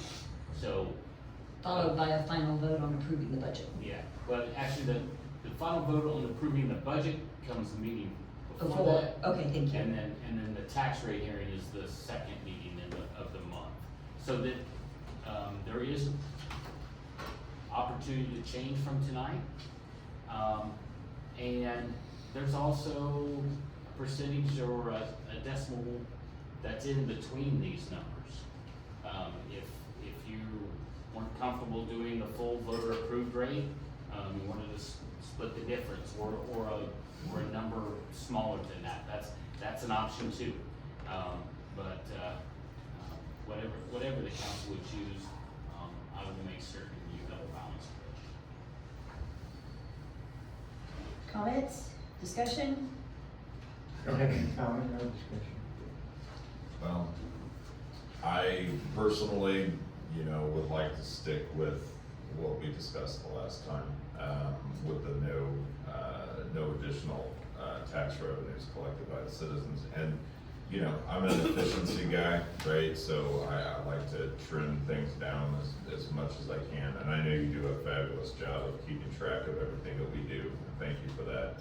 I don't want to diminish what you're doing, but at the same time, I always try to look for as much efficiency as possible to reduce the burden on the taxpayer, because that's just how I'm built, right? That's my belief system. And so, I perfectly understand what you're saying about the future, and the possibility that we need more money, and we can address that when it happens, I think. But that's my opinion, that's me. That may not reflect what everybody else thinks, but that's my opinion. My comment is similar to Aaron's. I know there's some things in this budget, we're talking about $36,000, and we could, Taz isn't gonna like this suggestion, but, we had budgeted $40,000 for pickleball court, which I didn't realize wasn't going on at the park. I just learned about that this week, that it was gonna be possible to put on silver, which I think is enormously expensive and not a great idea. If we were gonna do that, why wouldn't we do it at the park where we're already spraying for mosquitoes, already cutting the grass, already have bathrooms, already have parking, and we could put it in probably a fraction of the price, or tape the court down on the basketball court and see if people even use it. I feel like that gives us Well, a plus $4,000 without raising the taxes. Well, the pickleball court comes out of hot tax, right? And so Okay, but those we were also pulling from the those reserve, hot, right? Which was some hot tax money? Mhm. That's what we Um, talked about. Oh. From the reserve for the hot tax. yes, yeah, that is there correct. is, So we yes. could put it right But I back in. can't We're- spend that reserves hot are- tax money on sewer and water, right? I can't spend it on that. All it can do, it can sit there and draw interest, you know, but I can't spend it on anything that's not an amenity. The term reserves, you mean from the encumbered funds? Encumbered funds, yes. Thank you. Is there no, this is gonna be way off topic, but is there no way to funnel hot tax money? I'm sure that's probably. Can we not find a percentage of short-term rental homes that are, and let's say they have 10 people per home, and just come up with a percentage of the amount of sewer that is using versus a 3-person per household, and then decide they're using that and funnel some hot tax money into the infrastructure. Well, our operating fee is based on, that $250 annual operating fee, which is projected to bring us $75,000 in revenue this year. That $75,000 does go into general revenue. And that fee is based on, you know, overall impact to the city. And yes, the extra stress on our infrastructure, the extra stress on our roads, our trash, everything. Anyway, I mean, we're a little off topic there, but when we start looking at our STR ordinance again and modifications to it, possibly in September timeframe, or early October, you know, we can look at a sliding scale, but it does have to be, we have to have a basis to justify that. And Depends everything on needs, diet. and we just really have to be so careful to keep it fair for everyone. Yeah, You know, that we're not targeting a certain group, yeah. you know, just because they can sleep more. So, and Ours- I listened to, Galveston's, city council meeting this morning. I listened to all of them, as many as I can anyway. But, just to let you know what they, passed today, that their property tax rate that they passed today is 0.42832. 3 times ours. And we are the lowest, I mean, we need to all be thankful that we have as low a property tax rate as we do, because we are the lowest in the county. Just because we're below someone else doesn't mean we should come No. a little higher. No, we shouldn't, I agree. But I would also say that, you know, and all cities have maintenance issues, but we have about 15 years of deferred maintenance issues. Yes. Yes. And That we And the really- reserve funds we have is wonderful, and we are going to use that. But we have to remember that those funds were put in the bank when our cost of living was X. Now our cost of living is 2X. But that money hasn't grown 2X times. So we're faced with, I mean, we all go to the grocery store, we all go to the car dealership, we all go to Home Depot. And we do. Yeah, right. Unfortunately, the reserve funds that should have been implemented on an ongoing maintenance issue weren't. They were nicely put in the bank for us. Yes. But unfortunately, inflation superseded those funds. So, like I said, just bear in mind that as I know I presented it multiple times, and our infrastructure plan, it does fall short. You know, at some point, we're gonna have to curtail improvements and pay with repairs and operating costs, you know, or we're gonna have to come up with the money to get our system where it needs to be. And another item is we found City Hall flooring. We don't know what we're gonna have to do there, but that's why these plates are there, so we don't lose you guys. We've got rotted subflooring in this building for sure, and we know we walk on several other soft spots as well, so, that's another unexpected expense. So, Better do it before those rates increase for permanent. yes, Ms. Jones. Got to come up here. How does this affect, or did we even get it passed for the, over 65 and all those other things that we were trying? Did we get that in it? Yes, uh-huh. Well, why did we do that when we're now thinking about raising the taxes? Well, because we feel that our over 65 and our homestead people, if you lived elsewhere, you would get that savings, right? So it's really trying to be more equitable across the board. And we know that most people over 65 are on a more fixed budget. And so it is providing equality across the system. Okay, And well, I appreciate it, but I just was a little confused while we were getting Yeah. here and didn't want to take here. Okay, they did pass it? It did? Yes, we did pass it, and it's been implemented It's done. into the estimated numbers we've received. Great, thank you. All right, any other comments? I mean, at this point, what I'm hearing is that you would like to propose the no new revenue rate of 0.140587. Is that a correct statement, that that's what we'd like to propose? Yes, Mr. McDermott? Senior McDermott? Ralph McDermott, 16715 Sandpiper. I think .007 per $100 evaluation is not gonna hurt anybody. I think the city needs an additional money, even if it's only $36,000 for the year. I would do the VAR, or that would be my recommendation. Thank you, Ralph. Okay, all right, back to council. I'm still Does the having, 36,000 go to something specific, or we just get to keep from pulling it from the reserve? yeah, it just goes to the general budget. The general budget. And, Well, Mayor, after walking through the sewer plant with Kendall and our lift stations, and I'm gonna propose the VAR rate. We need to get caught up with some of this stuff. 36,000 will help somewhere.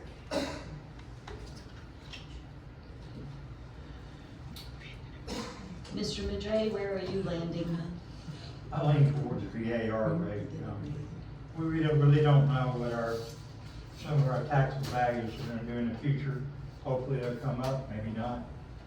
And we do have quite a hill climb as far as what we need to get done for the city. I guess, since I like to be known as the mayor that tries to find the win-win and the compromise, could we propose a 0.143?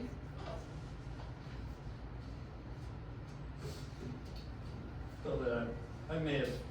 You're gonna split the difference? That's what, it's about splitting the I can difference. split the difference probably, or, I mean. 0.1425? Valid points on that. So you're VAR as gonna well. you're gonna rescind your.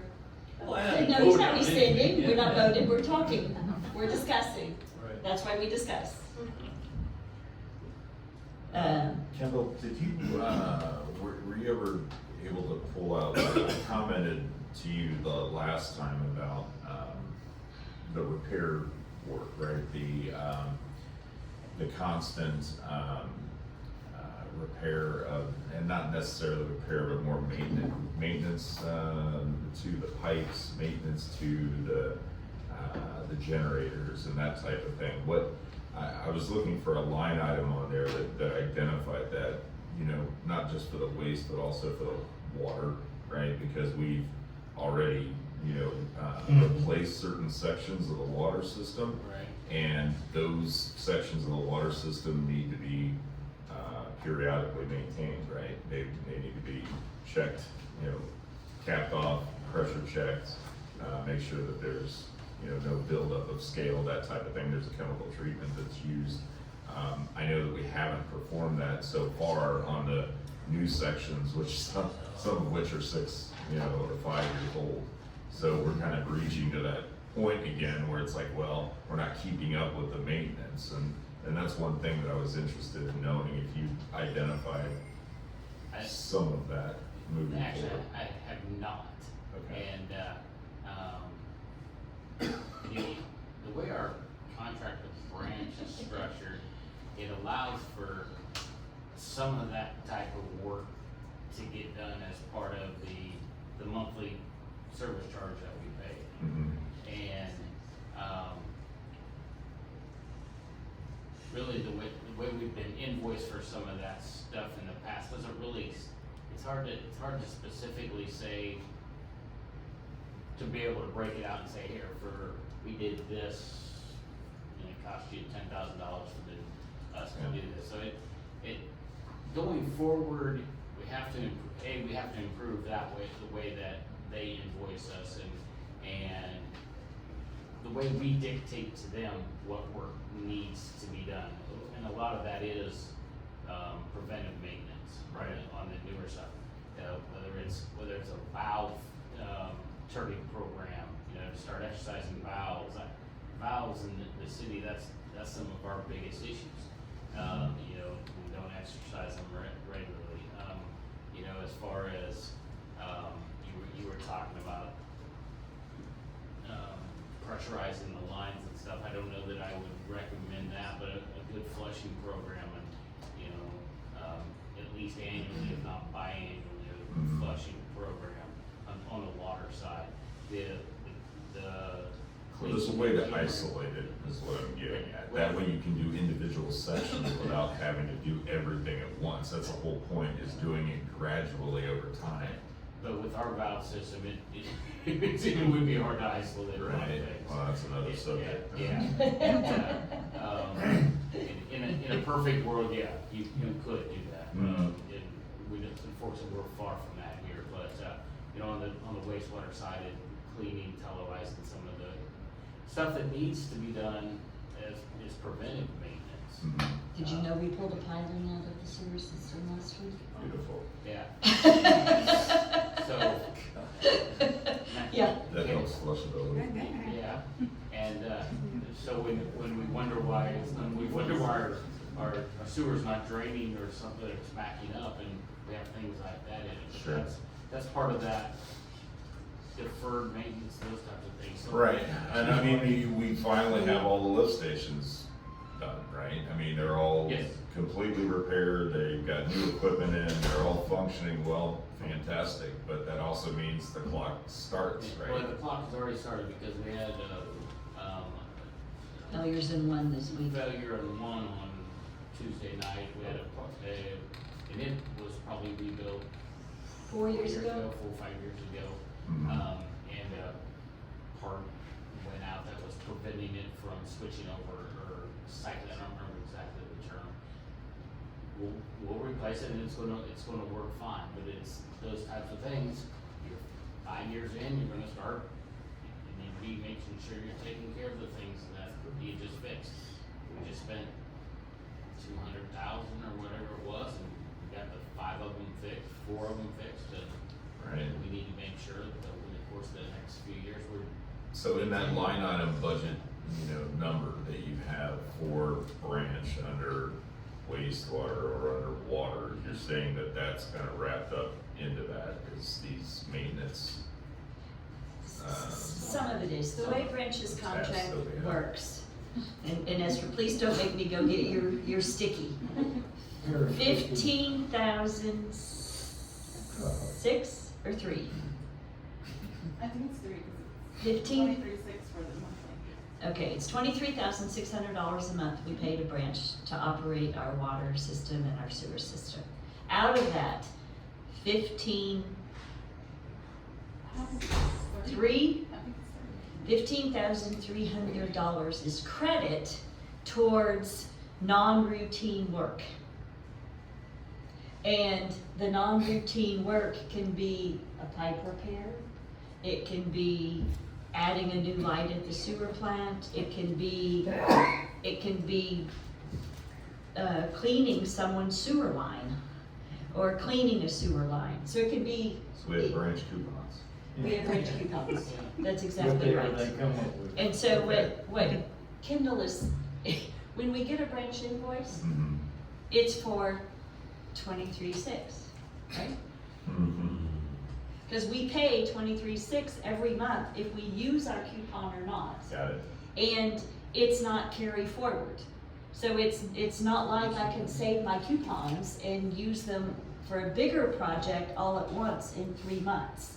That's No, the problem. it has to be used So this we need to month. fill the funnel and make sure that we consistently And, fill and, the funnel. and we've with work. never not used it all. I will tell you, Branch is good about, 9 days before the end of the month, they'll come to us and say, hey, we've had a good month.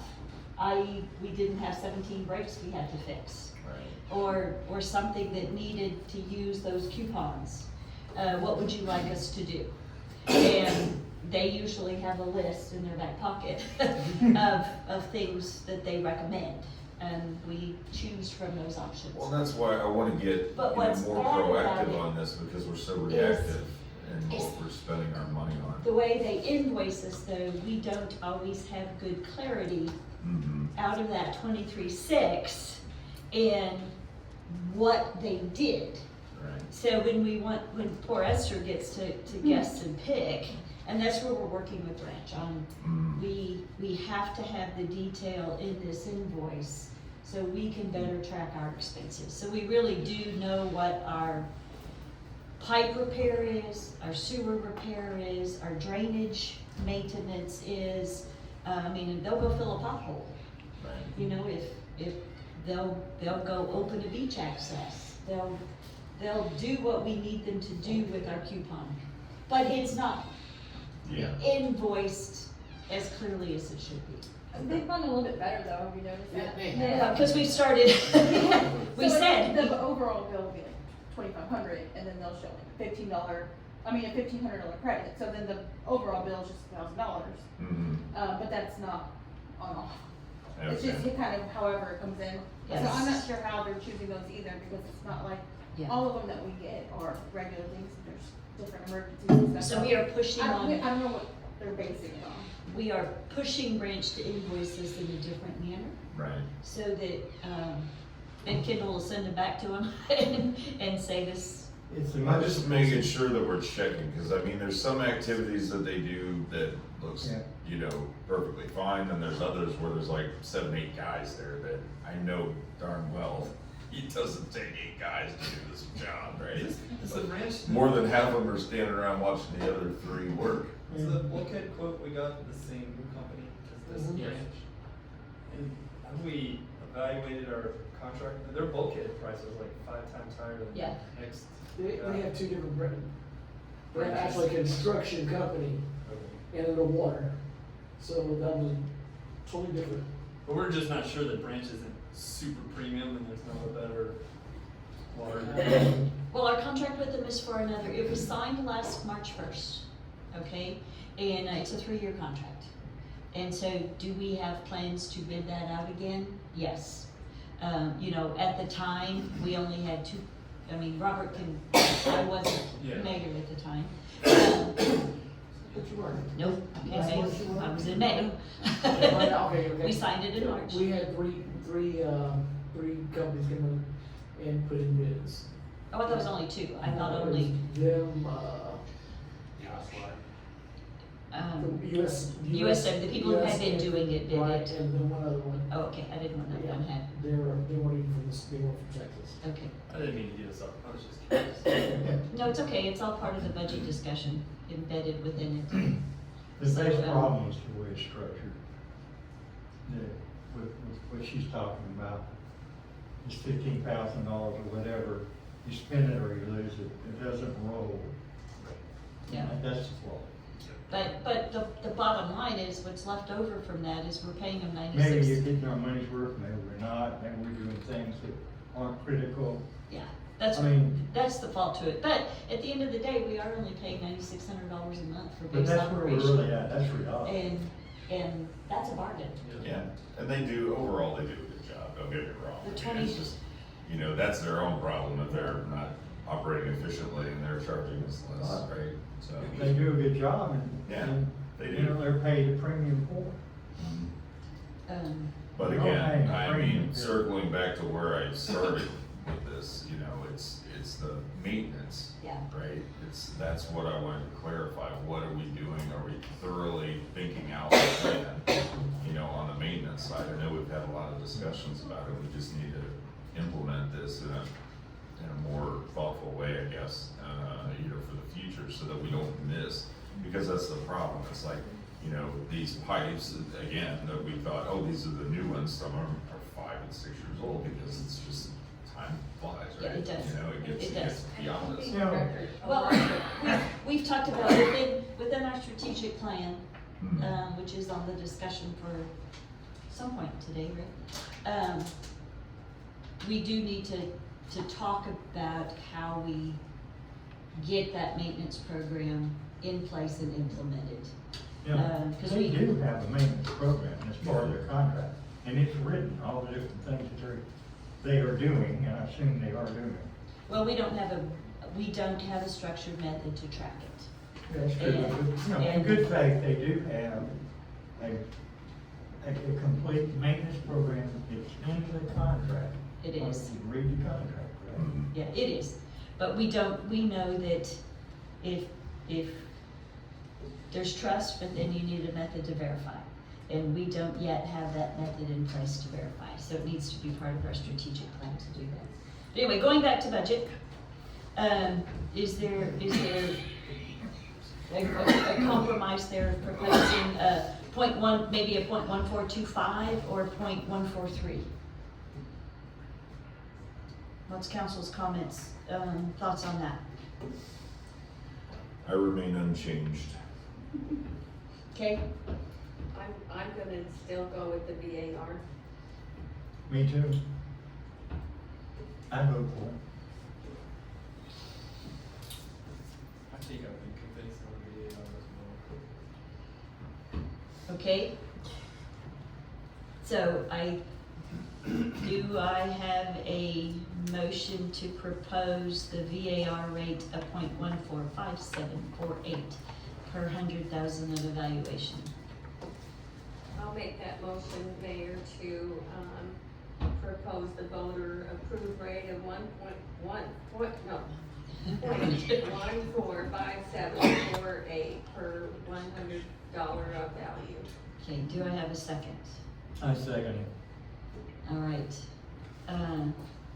I don't know how we do this, since, You could do a roll call vote. A roll call. okay.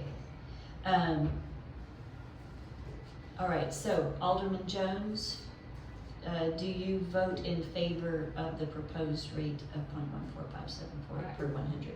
I vote for the VAR rate, yes, Mayor. Okay.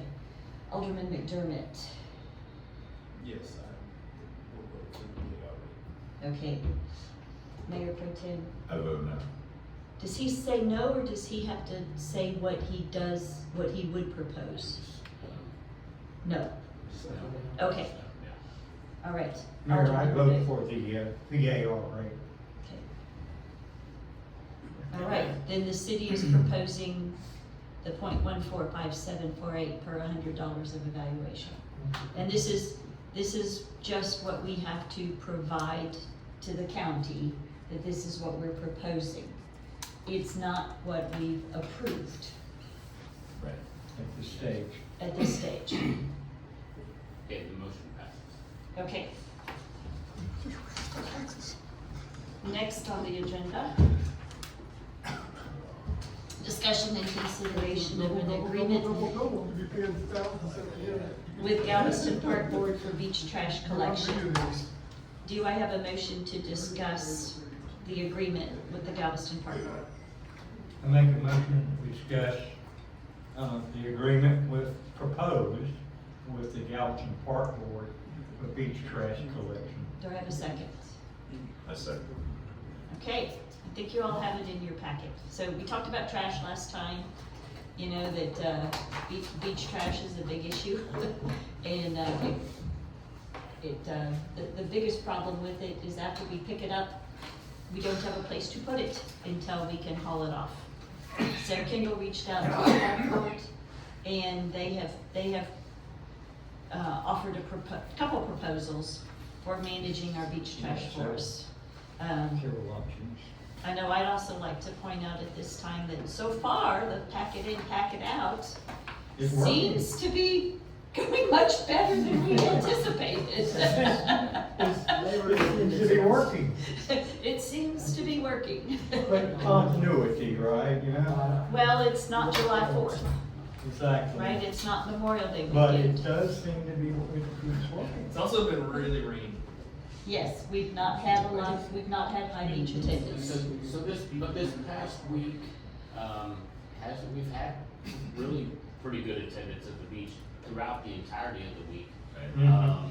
And we're getting, Are we handing them bags for our guys, giving them bags? Cause I think they have these bags, I've been over there a lot, just to see what was going on. we are not actively doing that. And I think you remember. But we're maybe getting a bag or 2 bags on a weekend, maybe a little less on the weekday, hand picking the beach Yes. for it. And of course, then we're still getting, some canopy frames, some things like that, some large things that we're having to pick up. But it has been far better than I anticipated. Awesome. Me too. So what does that mean? Oh, that's why you guys That's are why we're talking. having this discussion. So, Yeah, I mean, I know my preference, but, you know, I'll speak my mind like I always do, is, you know, we stick with the pack it in, pack it out a little while. And, you know, we authorize Kendall to have more conversations with the park board about, hey, we'd like to keep your offer open. And how much advance notice do you need for us to approve it? so they will be meeting again on the Tuesday the 20th. And I've been invited to attend that meeting, so I'll Okay. be going to that meeting. Yeah.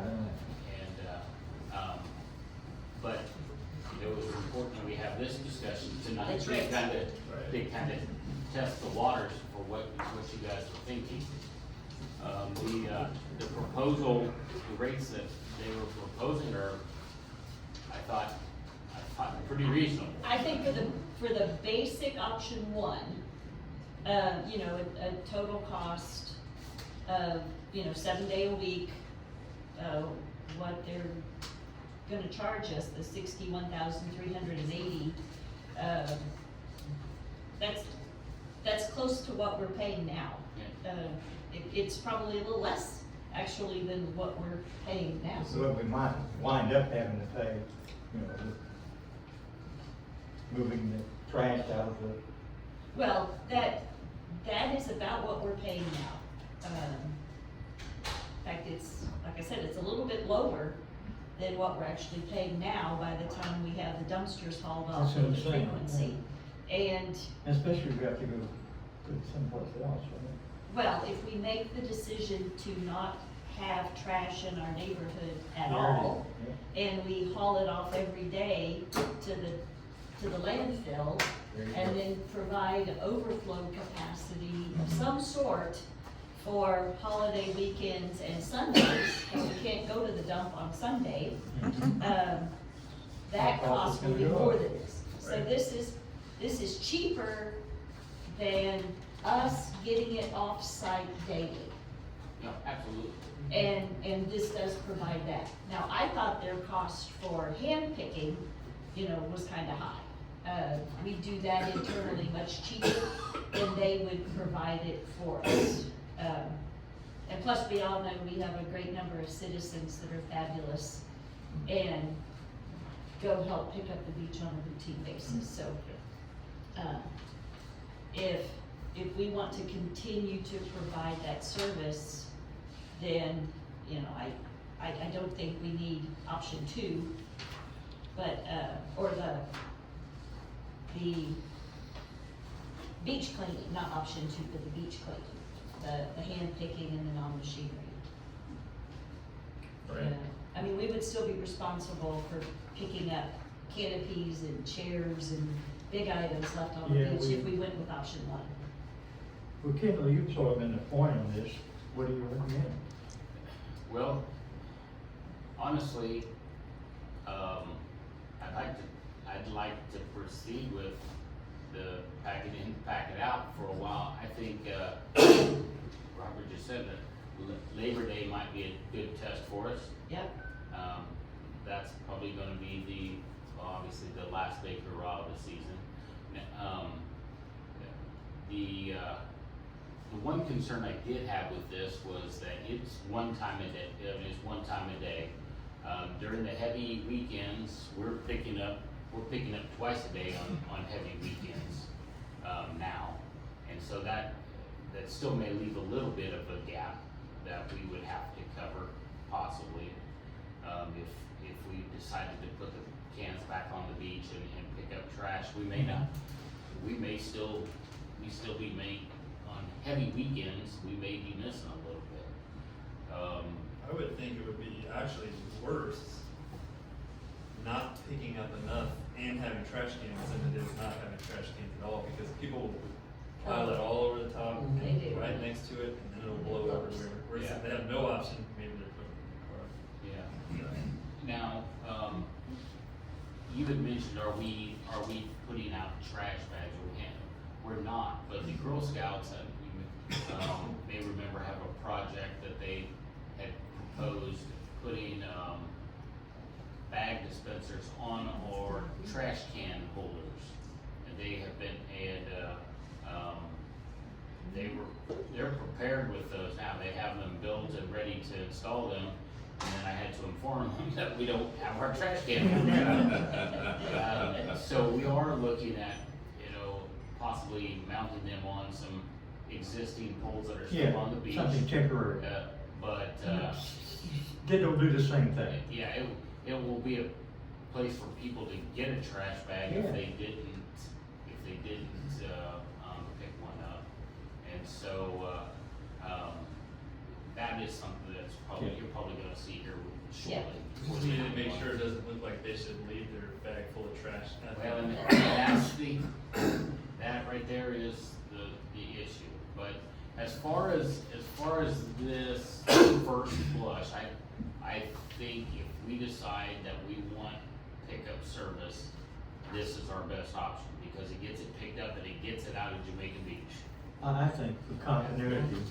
At the post, the bags, All it says, year. take the bag with you. Well, and I've still gotta get with the Girl Scouts, because we talked about other options for them, but they're gonna have to make a little sign that says, provided for your convenience to take your trash home. There you go. Right? Perfect. Now, this is, whatever route we go, this is 100% funded with hot Yes. tax. Yeah, hot That's tax, correct. Yes, Yeah. that's correct. Yeah. And is this got a time limit on it or anything? They did not tell me that it did. This was, we had a meeting with their operations director. Yeah. And some of these, I think these are rates that are based on a fee schedule that they already have in place. And he did the math to figure it's this many hours. Didn't he add a 10% administrative fee on top of their? Yeah, their there is actual an cost? administrative cost, yes, yeah. And I think that's, I think that is something important to note, because I've seen some social media chatter about, well, let's just let the park board take it over and save our money. They're not going to do it for free. We're still gonna have to pay for this service. Yes. Yeah. And it's trying to determine, are what we paying for now the best way, or and I think it would be a better option to pay them to handle our trash service if we choose to do that. If we choose to still provide trash cans at the Yes. beach. So, Can somebody tell me what we're paying right now for trash at the beach? Okay. The problem is, again, that's because the way our budget is, it's hodgepodge and multi-line items that we try to pull out. I can tell you I proposed $100,000 in next year's budget. yes. And and that projects about 70,000 for trash pickup and about 30,000 for the roll-off dumpster. Or 65-35 probably, I think is Yeah. actually what it was. Yeah, And so, and based on my calculations, you know, which I did as part of looking at fees we could do for a beach user fee, right? What are the options and what does it cost us and what can we truly clearly validate through our invoicing system? I came up with a number very similar to that, but that also does not cook in another, it's probably another, on top of that number, it'll probably be an extra 15,000 a year to come up with hauling it off-site If we do it. and not storing it here. Mhm. So the 100,000 probably isn't enough if if we haul it away, it's not enough. it's not enough. Plus, there's gonna be some upfront capital costs. Yes, I mean, we gotta get a dump trailer and, that's gotta be embedded Exactly. within that Right. also. But I know in our discussions last time, council did all agree that we wanted to pursue an option to not use the city as a landfill or a dump site. So, 100%. Yep. uh, Is that gone, the one that was at the Yes. treatment plant? It's gone?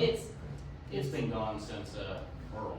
Okay. is it still behind City Hall though, right? No. No, it's gone now completely because our trash, we're just not getting that much. Because we're not getting any right now. The little bit we get, the city, Right the here. little, Yep. the enclosed one we have here is not it. Okay. I think a good idea would be to see the current situation through Labor Day. a couple weeks, and then see how long this is valid for sure. Like, does it change when their fiscal budget in October flips over, or the rates go up then, or is it? I can guarantee the rates are not gonna, I'm a trustee of, Oh, okay. so the rates are not gonna change, they just started these rate fees just now, it was last year. I think this is, we'll pick it up in a couple of months if we needed to, and, Yeah. and you're not gonna see. And actually, if they're, if they offered to come visit with us tonight, I said that, that's too soon, but if we decide to go that route, Vince will come and explain the services a little bit more, and if we drill down a little bit more to what the actual scope, he could probably refine these numbers a little bit better. Yeah. There's a possibility it could go down a little. Well, I wonder if it's not Yeah, 'cause possible. this is the first blush. Right now, I mean, I still question, how many cans do we have on the beach, Robert?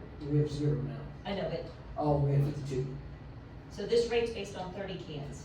30, yeah. That should be adequate. I mean, they're contracted, what they're saying is that 30 cans will take care of the problem and, you know. Well, but we currently have 50, we have 26 holders and 2 cans in each holder. Yeah, Yes. yeah. Right, we have 52 cans. Yeah, 52 cans. And we know that there's days in the summer, we gotta pick them up twice. We're basically halving the cans and halving the amount of Yes. pictures. It's full size. Yes, that's right. But the other thing is we can probably work it out to where in the winter, we don't do the daily pickup, right? Yeah, the option B, the hybrid option. Yes. Is a reduced rate for less frequent, pickup during the off season. Yeah. So it'll, Well, there's no risk of waiting until Labor Day, first Yeah. of all, so I think that's for sure the way to go. And then, introducing the bags from the Girl Scouts, which they're always prepared. And they come in, that's the motto, right? Or is that the Boy Scouts? Get it right. I knew it. I'm gonna get chastised for that. And even then, we get through Labor Day, maybe you really don't, maybe you continue with the pack it in, pack it out through the off season. I Right. mean, That's right. Test it on Memorial Day. Memorial Day is way busier Spring than break. Labor Day. Spring break. Or spring break, right? you know, Spring break, yeah. but, Yeah, spring break would be a good test. Should revote that tax now. It's, we're gonna save all that money. 60 grand, we're not gonna spend. It's hot tax money. Yeah, We're gonna go for It's a still hot tax money that But it's we- real money. Yeah. Yeah, it's our credit. it is real money. Or It's real money. stadium lights. regardless. But, Okay. what we learn, we ought to be able to customize it in the future so that it works for us. Exactly. Okay, so at this point, I'm hearing that we're gonna continue with pack it in, pack it out, and reevaluate in October, or, in September. And then, but continue to keep dialogue open with the park board, because we all feel that that's the best option if we decide to provide trash service. All right. Hey, how long do you think our signs are good for? Are they, I've not been They're down, secure. okay, and they're not fading, they're not peeling off, okay. No, on the east end, we do have, they're on barrels, people threw trash in barrels. So did we lock down the lid on the barrel? They put, the police put sand on it, so it's. Okay. It's, Okay. All right, moving on, discussion and consideration of the beach user fee survey results. Do I have a motion to discuss survey results? Oh, motion to discuss each user fee survey results. Do I have a second? I'll second. All right. Lots of interesting comments. And we are definitely a drinking village with a fishing problem. Yep. Surprising. It's weird though, I guess, that I thought it was kind of strange, just kind of looking at the percentages, and it's like, we want a fee with no amenities, we want to drink, and please clean the beach. Right. That's pretty much it. Yep, write that down. And the environment was important. And what? And the environment was important. Yes. That's Very why I yes. said, please clean up after us. But they also wanted to do restoration and do replenishment, and Right, there was a right. big, Clean it. That was very Bring it back. interesting, I thought. Definitely don't want picnics or showers, so. Big ocean swimming, you don't need a shower.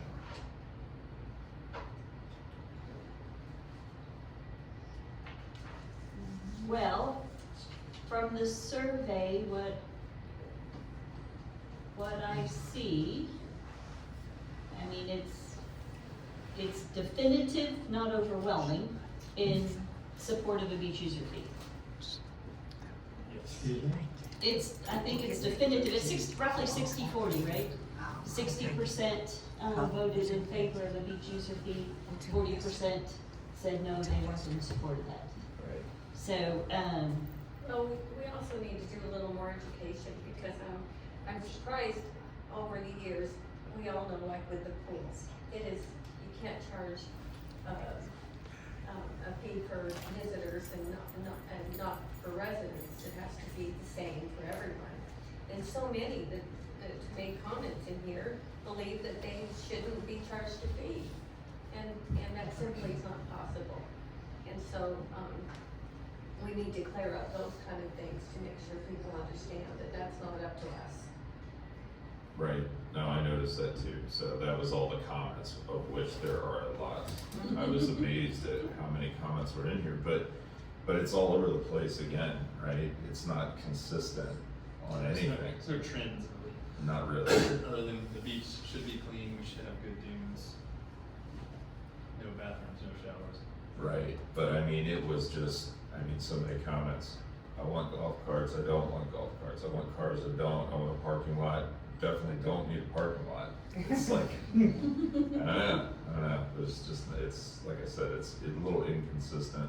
I would like to I was gonna do this earlier, right out of time, I'm gonna kind of move some of those comments together just to see overall if there was more of a trend.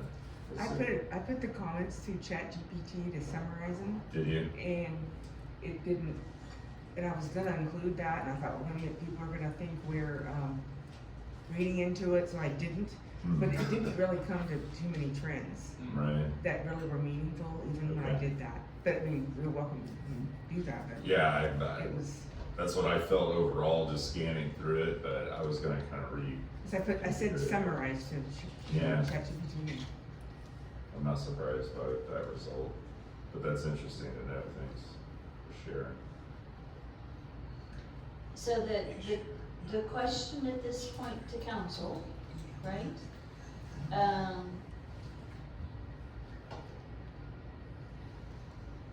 You know, it's kind of, do we proceed with the beach user fee? Do we put it on hold for a while with more communication, more surveys? So 380 people responded, right, out of, what did we decide the total? Isn't it like 13 or We 14? have 1,400 14. taxing units, taxing homes, well, kind of units. How many homes? It was on that. We have about 1,400 homes. So it was very high response. Huh? I thought it was high response. Yeah, I agree. It's better than what we get so is it 30%? What did you say, Janice? I didn't hear you. It's, you know, I mean, the numbers are, we get, it's more turnout for this than we do for voting. For voting, that's what I thought too. I think it represents the amount of people that care about this issue, one way or the other. You're never gonna get 100 people. Exactly. To Right. do it, so. Yeah. These are the people that care about it, against it, or for it, and I think we got a good percentage of those. Well, obviously, quite a few people do care. Yeah. And like I said, I think it's, maybe not definitive, I think it's directional, not overwhelming, right? If it was a 75-25, Different. the discussion right now would be, you know, let's authorize Kindle to continue conversations with GLO, further refine it and propose it. With the 60-40, I think that message is still there, but it also probably means some more work needs to be done to Answer questions. to communicate better, to understand more. What's the pros and what's the cons? Yep. Would say again, Jan? What's the pros and what's the cons? What would be it, why would they benefit, why would we benefit with having a beach user fee compared to not having it? Yeah. You know, letting everybody know what Galveston is going to do and, you know, with closing off the beaches and us being the only, beach that has vehicles on the beach. And we're gonna be overrun. I think that's a good point, because I think a lot of people see this issue in a vacuum of, I've lived in Jamaica Beach forever and I've never paid and I shouldn't pay, but if you look at the grand scheme of Galveston's changing around us, it requires us to change in some way as well. Yes. And it's difficult to help people understand this thing. Yeah. However, you know, I vote that we go ahead and, I don't think we need to do, I think it would be helpful to perhaps clarify some of those things and just do it. But I would like to see us just move forward with discussing it with the GLO, based on what we know, based on the results of the survey. I think that's what the survey dictates as well. Mm-hmm. I mean, just doing nothing seems silly. I think we should have Kindle move forward, run some traps on this thing, and start to clarify the picture of what it actually means. Yeah. And then, you know, we keep presenting it at meetings as new information Yeah. comes up. But I think we need to, at the same time, move forward with GLO because of the timelines. I'm sure the process takes a while. It doesn't mean, all that means, I mean, we're still negotiating, it's not approved. Right. Well, and they can't approve it until we have a final due beach Ordinance. access plan Plan. modified and approved by council, Right. that then goes to GLO for approval. They're not- Is this gonna include a town hall, so that people can come and we can have two-way conversation? Yeah. I would suggest have that, and then have somebody, ask somebody from the GLO to come in also to answer questions. Did they do that sort of thing? Yeah, they will. Michelle, GLO has offered many times to come down and talk. It might end up being a call-in, I but think, she has offered to If do we that. do a town hall, just a suggestion, you should have to sign up to ask questions like you do here, so that it's not just 4 hours of people complaining or vying for their side of the issue. And how long that they can say their part. Yeah, I think that's a good ad. And it needs to be organized, so it's not chaotic. Yeah, I think having a citizen comment section. Yes, Peggy? My neighbor had a good question. She's got 5 kids, they're grown, they come down with their families. So how does this work? Does each family, does each person, does each household, how does the beach user fee going to work? I Or mean, each vehicle, right? Car. is it gonna be the vehicle? It'll be for per golf, vehicle. yeah. Yeah. Yeah, And most of the time, they're in Tommy County's golf carts, whoever's here. Yeah, and that golf cart would have the license on the golf cart. Okay, the Would- license. would And they're have- wondering why. Sticker. Yeah, they're. Well, I think we need to go back to Jamaica Beach stickers. They would have been helpful during the storm to find out who was running around in our subdivision when everything was a mess. So, anyway, True. if you help the police. Okay, so, I mean, at this point, I think the survey results say that we need to continue with the conversations with GLO and find a few more of those questions. And then it sounds like we want to hold a town hall. I think it's a good idea, yeah. And that's what I'm hearing, Gail. I think. Yes. Town halls have been a disaster.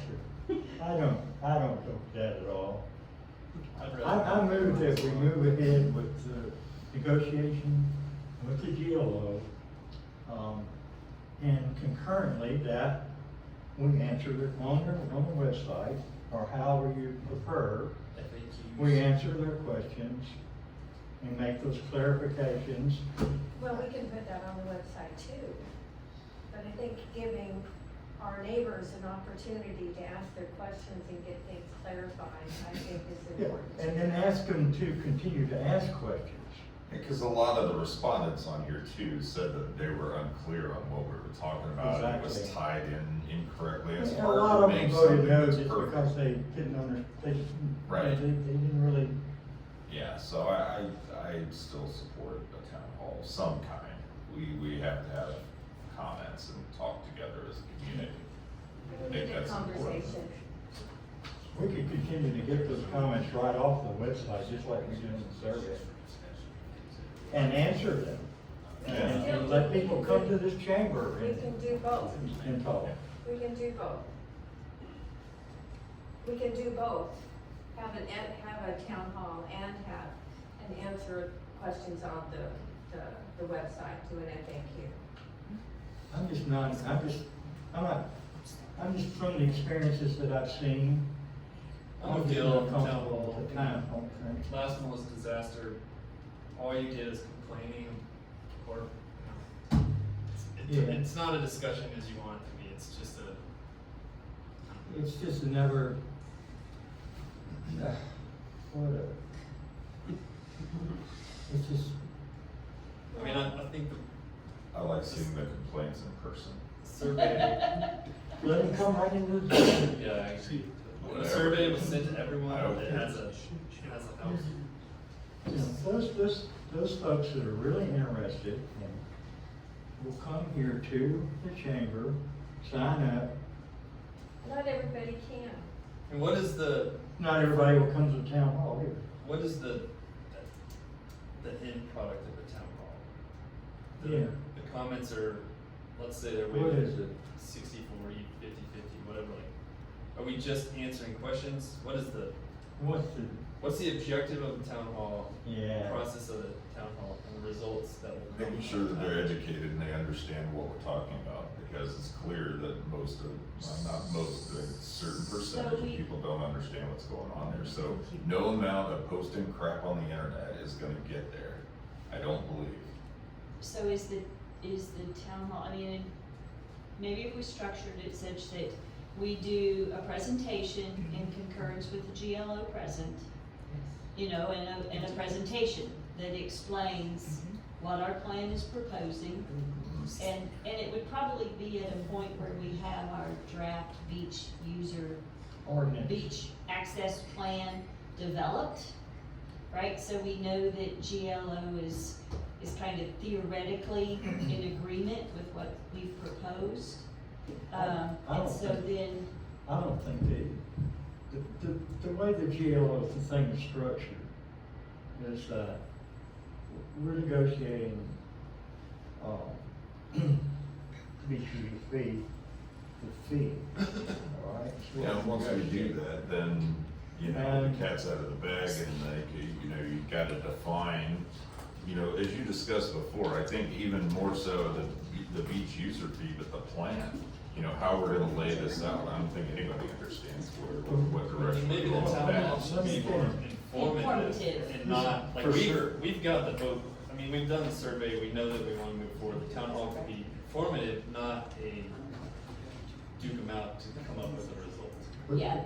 Yeah, that's. And that's what not I the think, point. I think the town hall, if we have our draft plan together, right, that GLO has hypothetically agreed to, then the town hall can be a information delivery meeting. Like the hurricane preparedness Yes. meeting. Yes, But- and then, rather than opening it up to question and answer, we can present it, then we can take a 10-minute break. And if people have comments or would like to come forward to get clarity, they can fill out one of these forms, and we'll call them up to speak, and we can limit it to 1 minute. Sure. And it has to be limited to what we're talking about right there. It can't just Exactly. go off the map. I mean, That's it's right. like you can speak about these topics that we're covering. Don't go off the, you know, the rails, because that's important, because that's the point of having that meeting. You know, I'm not completely sold on the configuration of the things anyways. I'd like to see it better myself. Well, that's. You know, presented, you Yes, know. yes. So we have to negotiate through that. Can I talk? Oh, yes. Thank you. Thank you, council. Thank you, Mayor. What I'd like council to be aware of and understand is the process. We're negotiating with the GLO now and answering questions. The GLO is not gonna make a decision until we draft an ordinance and council approves the ordinance. GLO will not even entertain this until we do that, until council approves the ordinance. So what we're doing is we're negotiating the fee and negotiating for approval by GLO. They're gonna give us tentative approval. When they do that, as part of that, what we send them as part of the tentative approval will be the ordinance that we propose, okay? The change in our beach access plan. So what we're gonna send them is the ordinance that we proposed, right, to put in place. The new beach access plan, redlined out, old stuff, new stuff. Okay, and the base plan. The base beach user plan, what we guarantee them, as you can see it, is that we guarantee the general public has free, unrestricted access. That the rules are the same for everyone on the beach. This is what they where what they want. Mhm. Then, okay, once they approve it, if they approve our ordinance, and once they approve our new beach plan, okay, then council is gonna have to make up these rules about how the beach is gonna operate. You notice that there were no rules in what we published. Right. Because it's our jurisdiction, here the council to determine those rules. So once we have that, okay, that's when you can have your town hall. You can make your presentation, council agrees with the rules, because we formulated the rules. Okay? With the process, that's what I'm trying to keep active. Right, we have the town hall and then we can amend this again before.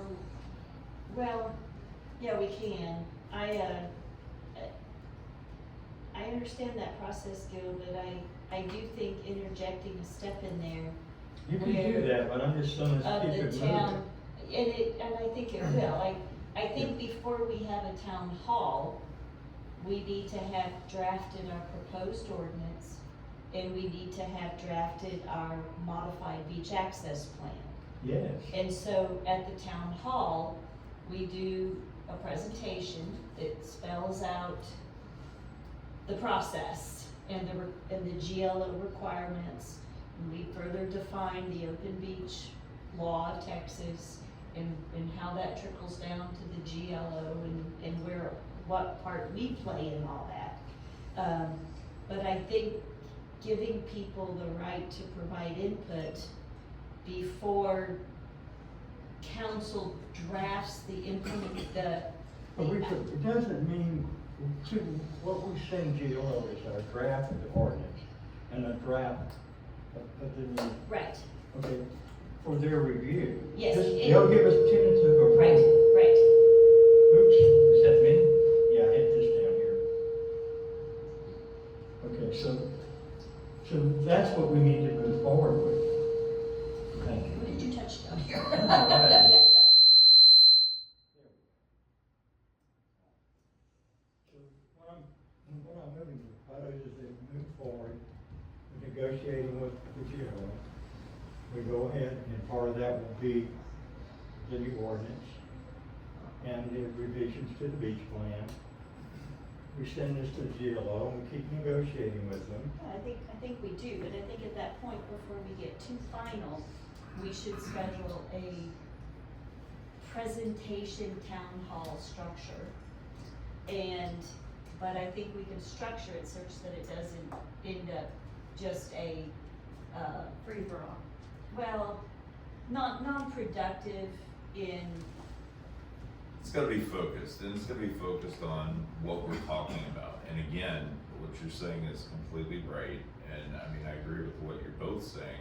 You know, we need to put the details of it together in a draft proposal, but at the same time, we've got to communicate that out to people, what that draft proposal looks like, because, you know, first of all, you know, the beach, access plan. yeah, the access plan, thank you.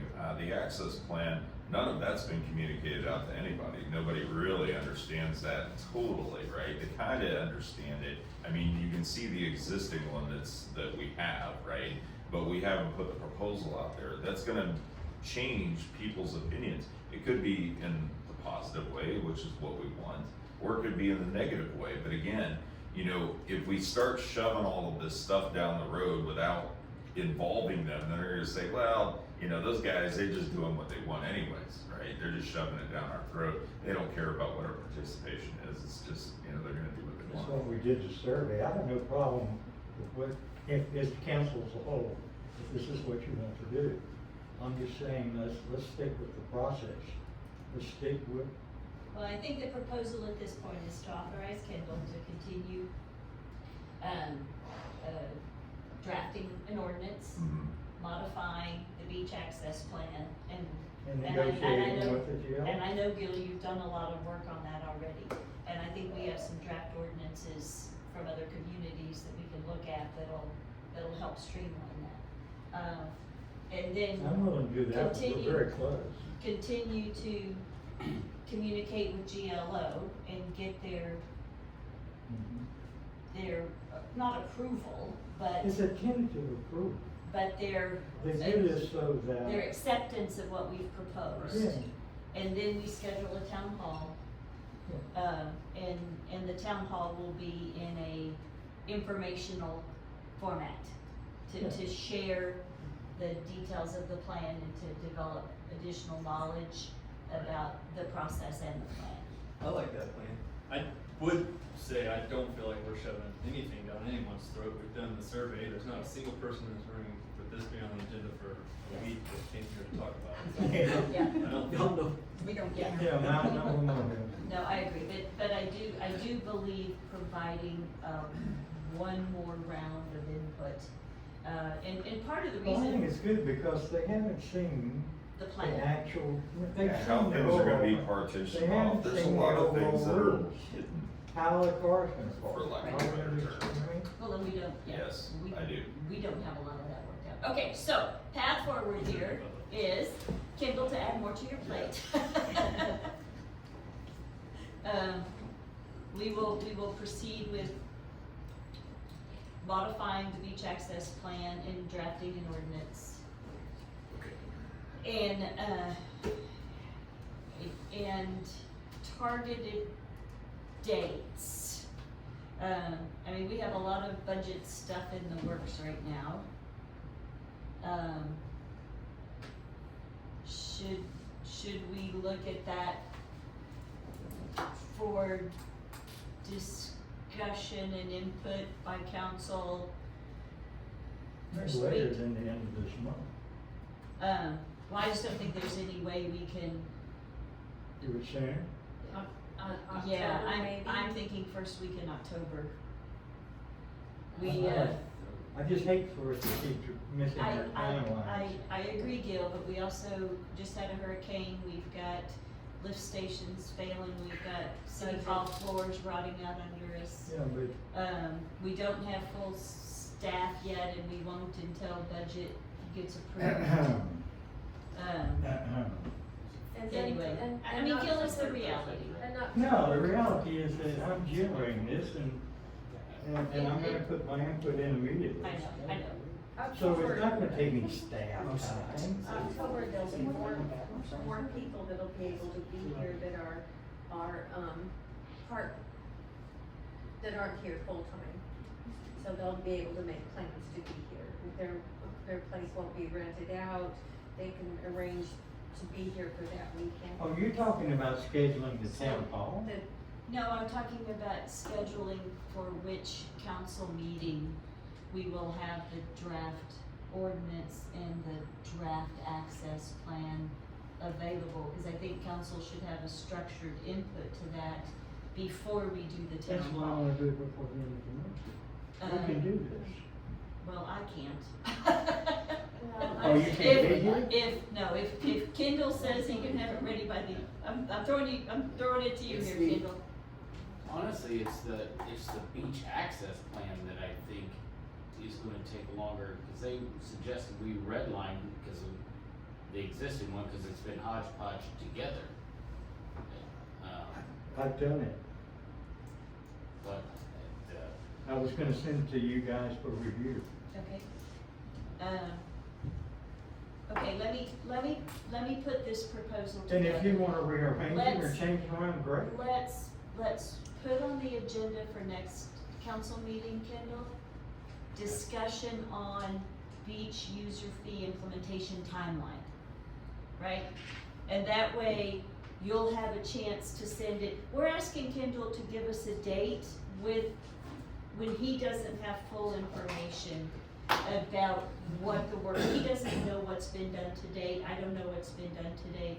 So I That's the would, best we know of today. I would suggest that we discuss the timeline and we'll know more.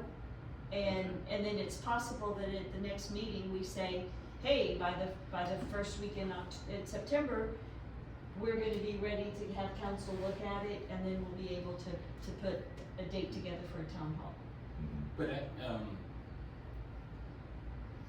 But if Gil has stuff, I mean, he could send it out, well, he could send it to me and I'll send it out. You guys can start looking. We can start looking at it, yes. Council can start looking That's at right. it, yeah. So let's just put it back on the agenda for next month, Okay. next meeting, Sure, and, next meeting. August 22nd. And we might be That'll ready work. to have a valid discussion at it by that point. Sure. We'll know more once you look at it. Okay, It's fair. okay. And you guys can do, So we'll put it on the agenda for next month, next meeting. Okay. And, we'll have a little more flushed out by then on the proposed, on the ordinance, on the access plan. And then we can finalize a timeline at that meeting also. Okay. That works. Okay? Very good. Right, on to the next agenda item. Discussion and consideration of third quarter financial report. All right. oh, this is the one. Yeah. Do we have we didn't get a copy of this in our agenda packets. No, it's Did I- sitting there at your desk. We will need a motion to do this. Oh, sorry. Do I have a motion to discuss, the third quarter financial report? I'll make a motion to discuss the financial report. Do I have a second? This is great. We do have it here. Yes. Second. Fine, thank you.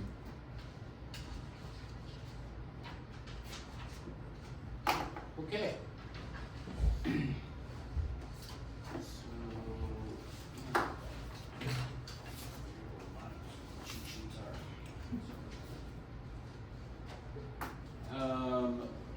We're looking at the, general fund budget first, and it should look like this.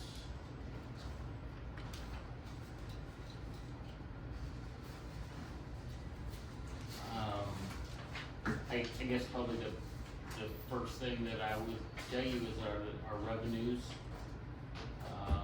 We've already, through 3 quarters, are at 106% of our anticipated revenue, so, we're gonna hit revenues and then some, which is always the good place to start. So we're already at 106% of our projected revenue. Yeah, through 3 quarters, yes. Yep. Um, That is good news. Yeah. The, really, in just an overall statement to the budget to date,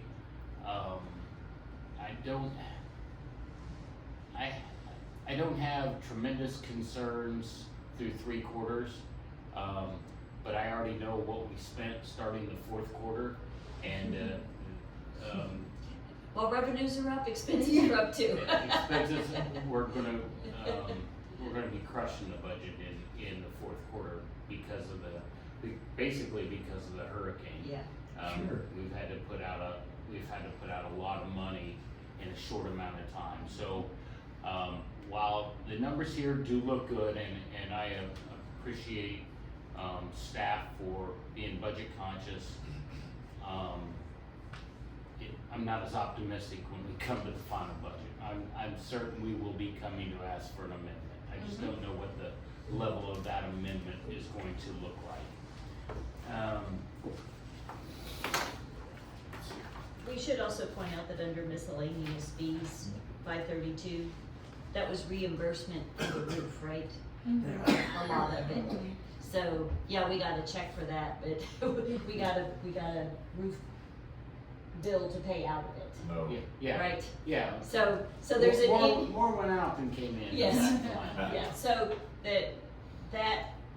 that $40,000, I forget what the reimbursement was for the roof, 25? No, 25 was our deductible. Yeah. Okay. Yeah, and the reimbursement total was 53 and change. Did you say there was supposed to be a second check coming? No, I forgot to. Okay. Yeah, so we'll have to look into that. Okay, anyway, just bear in mind that that's the case. And then also as we look at budgeting for next year,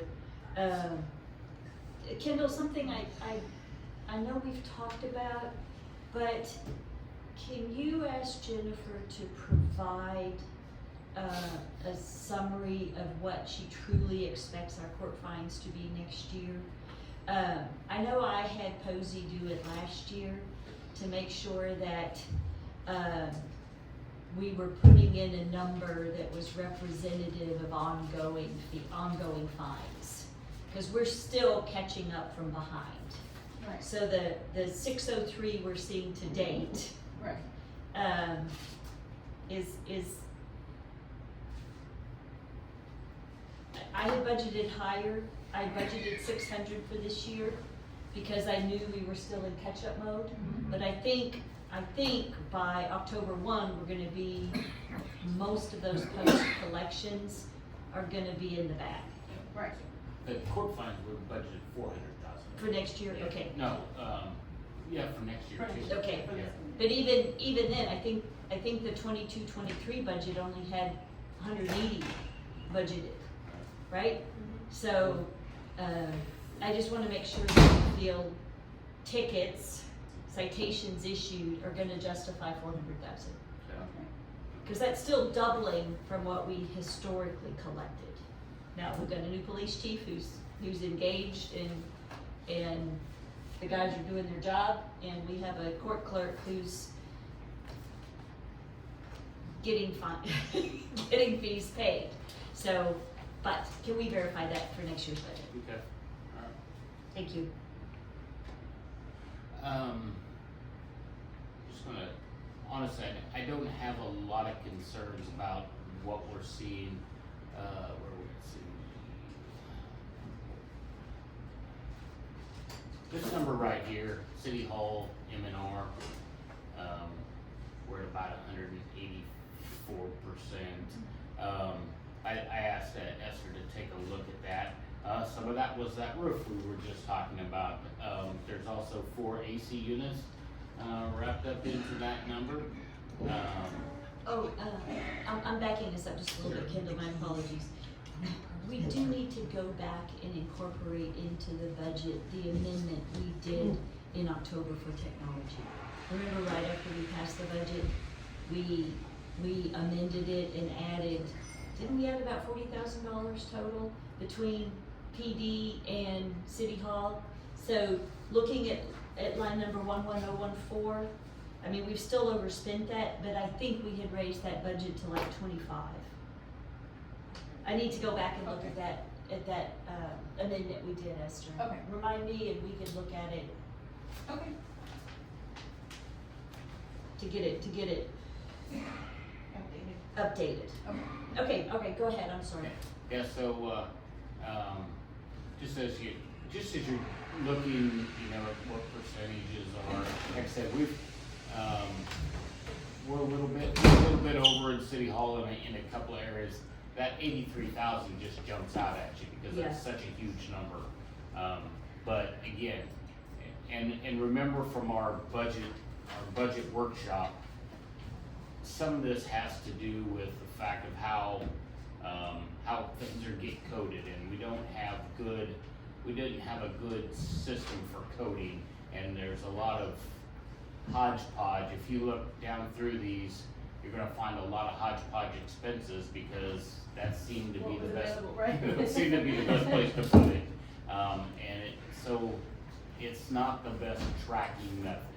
And I'll just be honest, it really requires Esther to go into the specific line items, and we start looking down and see, here's what all got put into that category. So that's where I really feel that our new budget is going to improve it so much better that we'll be able to better track, and you'll be able to look at something and have a pretty good idea why it's there and things like that. So the same thing, we looked at Park M&R, that 38,000 number just jumps off the screen, and when we looked down through it, it was a hodgepodge of stuff, but there was painting the doors, and there was some electrical work down there, and there was some fence work done there, and headers that were installed above when we were repainting, headers on the pavilion, and yeah, there were light fixtures, but also some of David's, some of the work that the cleaning and stuff gets thrown into that, and it doesn't skew the number. We still spend the money. It just all gets thrown into one category, and New things that yeah, Yeah. you know, And this is the very thing we're trying to get out of. Right? exactly. In the future. Yeah, that's exactly what I really We have believe. actual costs. Yes, Good cost codes, we use them, we got it. right. That's Good exactly right. definitive cost codes. Yeah. We break things down, not one big number. Right. And not everything's just gonna be lumped into one catch-all. Yeah, right. The kitchen sink, that's right, yeah. And Yeah. Right now, we could have one line item that said miscellaneous. That's just kinda how I feel about it. But really, when I was looking through this, outside of those types of issues, I don't really see concerns for the budget to date. Did we up prosecutor fees for next year's budget? Yes, Clearly I missed that last year. Yeah, yes, I did. Okay. I didn't speak to either Pat or Eddie about it, but I did put some money in there, and they'd be justified in asking for some more money if. Yeah, they're pretty cheap all in all, when I look at what we pay them. Revenue goes in. Yeah, really. Huh? $350 a dog. Yeah, Yeah. Yeah. they drive down here, it's Oh, it's a heck of a deal. a heck of a Yeah, deal. we're getting a pretty good, and then And he you, really stepped up when the hurricane came. Yes. Pat was like, I don't wanna get behind, we're gonna make phone calls, we're gonna do it, so. yeah. What was I got my pages in order, that's where I messed up at a little bit here. Because I did wanna point out, we have a $10,000 expenditure in the fire department, which.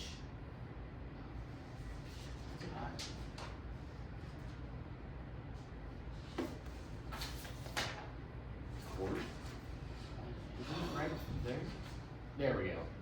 It's $10,490, which really sticks out.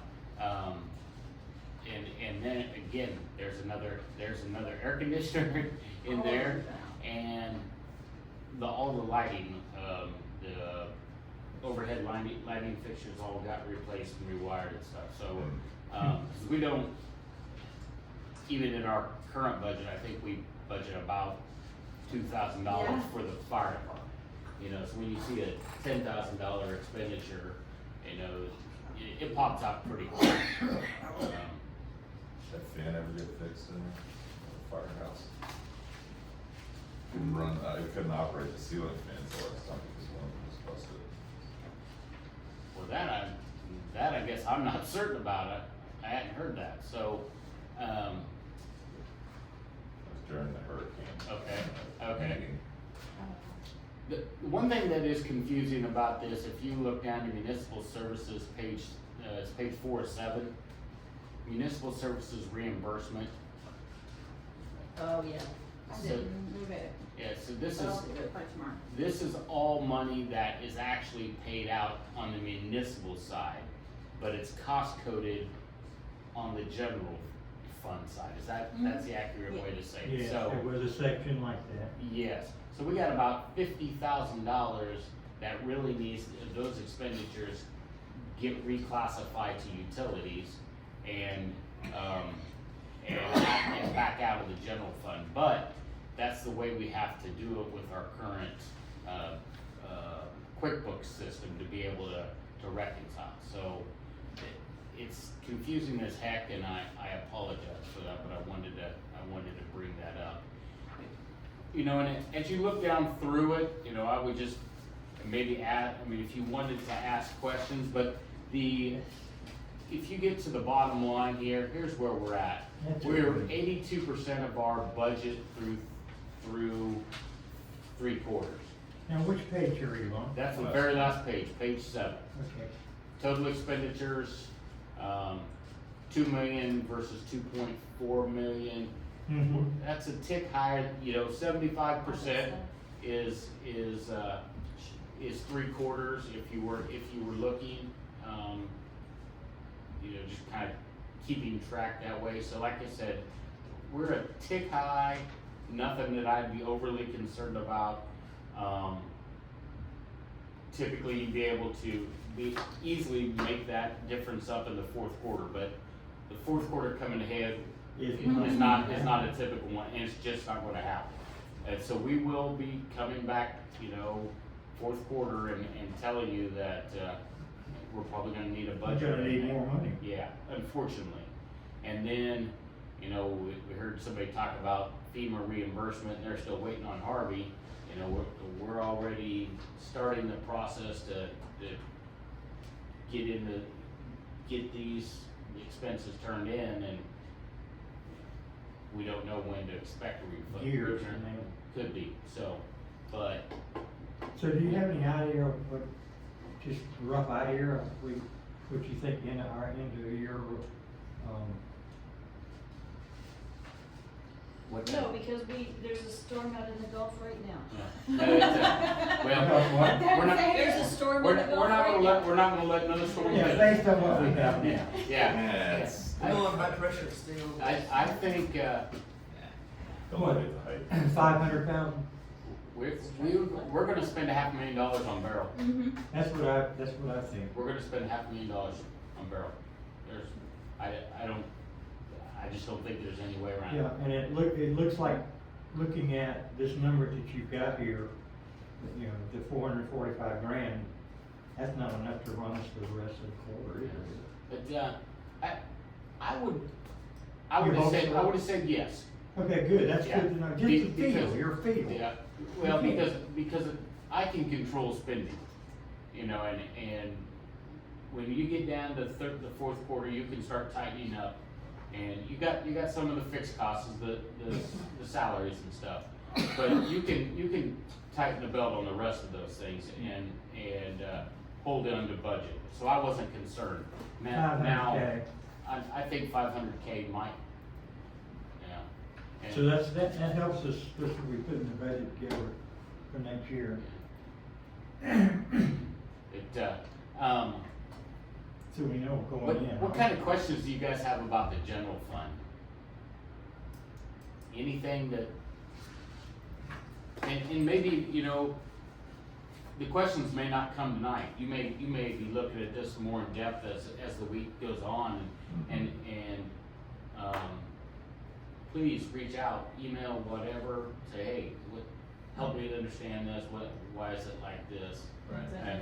And you know, we can dig into it, and honestly, next time, maybe we'll be prepared, that Esther, you know, could, you know, in the future might be, have her system here where she can access it and be able to dig in, to delve into it. Okay. But honestly, I don't have a lot of concerns. I think we're doing real well. So, can I ask you, these two documents, Mhm. they go together or? One's the general fund, one's the municipal fund. Yes. Okay. Yep. So where do we combine?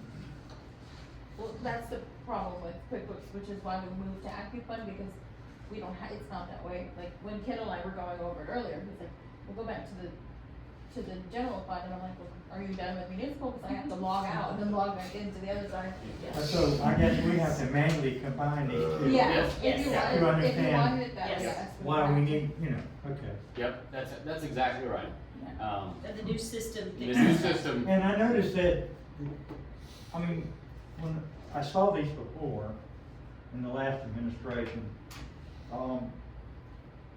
we did this, but we also showed the reserves in here. Well, and that's one thing that we probably really do need to add, to the reserve funds and show that. Yeah, and what? Yeah, we usually do give that every Yeah. quarter. And Every Right, quarter Esther, we do remember, before. Yeah. remember the sheet that I would have you do? I can do it for you. It says, we have this much Yeah. money, And the encumbered monies, so we can keep track of what's in there too. What do you call encumbered money? The. Reserves. Well, there's the hot, it's separate than reserves, so we've got. we've got a couple of different encumbered categories. So hot tax is one, technically that court technology and court security, we should have been encumbering that, all these years. But what does Yeah. encumbered mean? The Yeah. dedicated 1%. Well, and see, I would call them reserves, I wouldn't. Dedicated reserves, specified reserves. Yeah, I would say Right. covered means dedicated. Committed reserves. It's money, but it's got a purpose. It's already. earmarked to Yeah. what it can be spent on. It's earmarked money that can only be spent on what the law requires us to spend it on. And the rest of it is just good financial accounting. So when you look at your municipal fund versus your general fund, right? Well, technically, your municipal fund should be a standalone business, right? And any monies that you accumulate each year in your municipal fund should be earmarked for capital or unexpected expenses in your water and sewer system. That's the way you should track it. And your fees for your water and sewer should have built into it excess to cover capital expenses. So that money should be in that fund and earmarked to capital or emergency expenses. Either of those. And it should be the same in our general fund. Yeah, but the rules are gonna apply the same, right? Yeah, Throughout. yeah, so we One should, second, because I really don't understand that yet. I Okay. will. okay, well, we should technically have 4 buckets of money. By law, And our that will be hotel- shown in the picture. and if we pass a beach user fee, we will have 5 buckets of money. So we should have a earmarked hot tax money, hot tax that was collected and not spent, and can only be used for those items that the state tells us we can spend that money on. Then the state tells us that we have to charge a certain amount of our collected fines, right? Citation money needs to go for court technology and court security.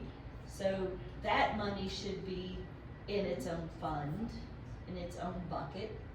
And then there should be the municipal fund, that any excess is in that earmarked.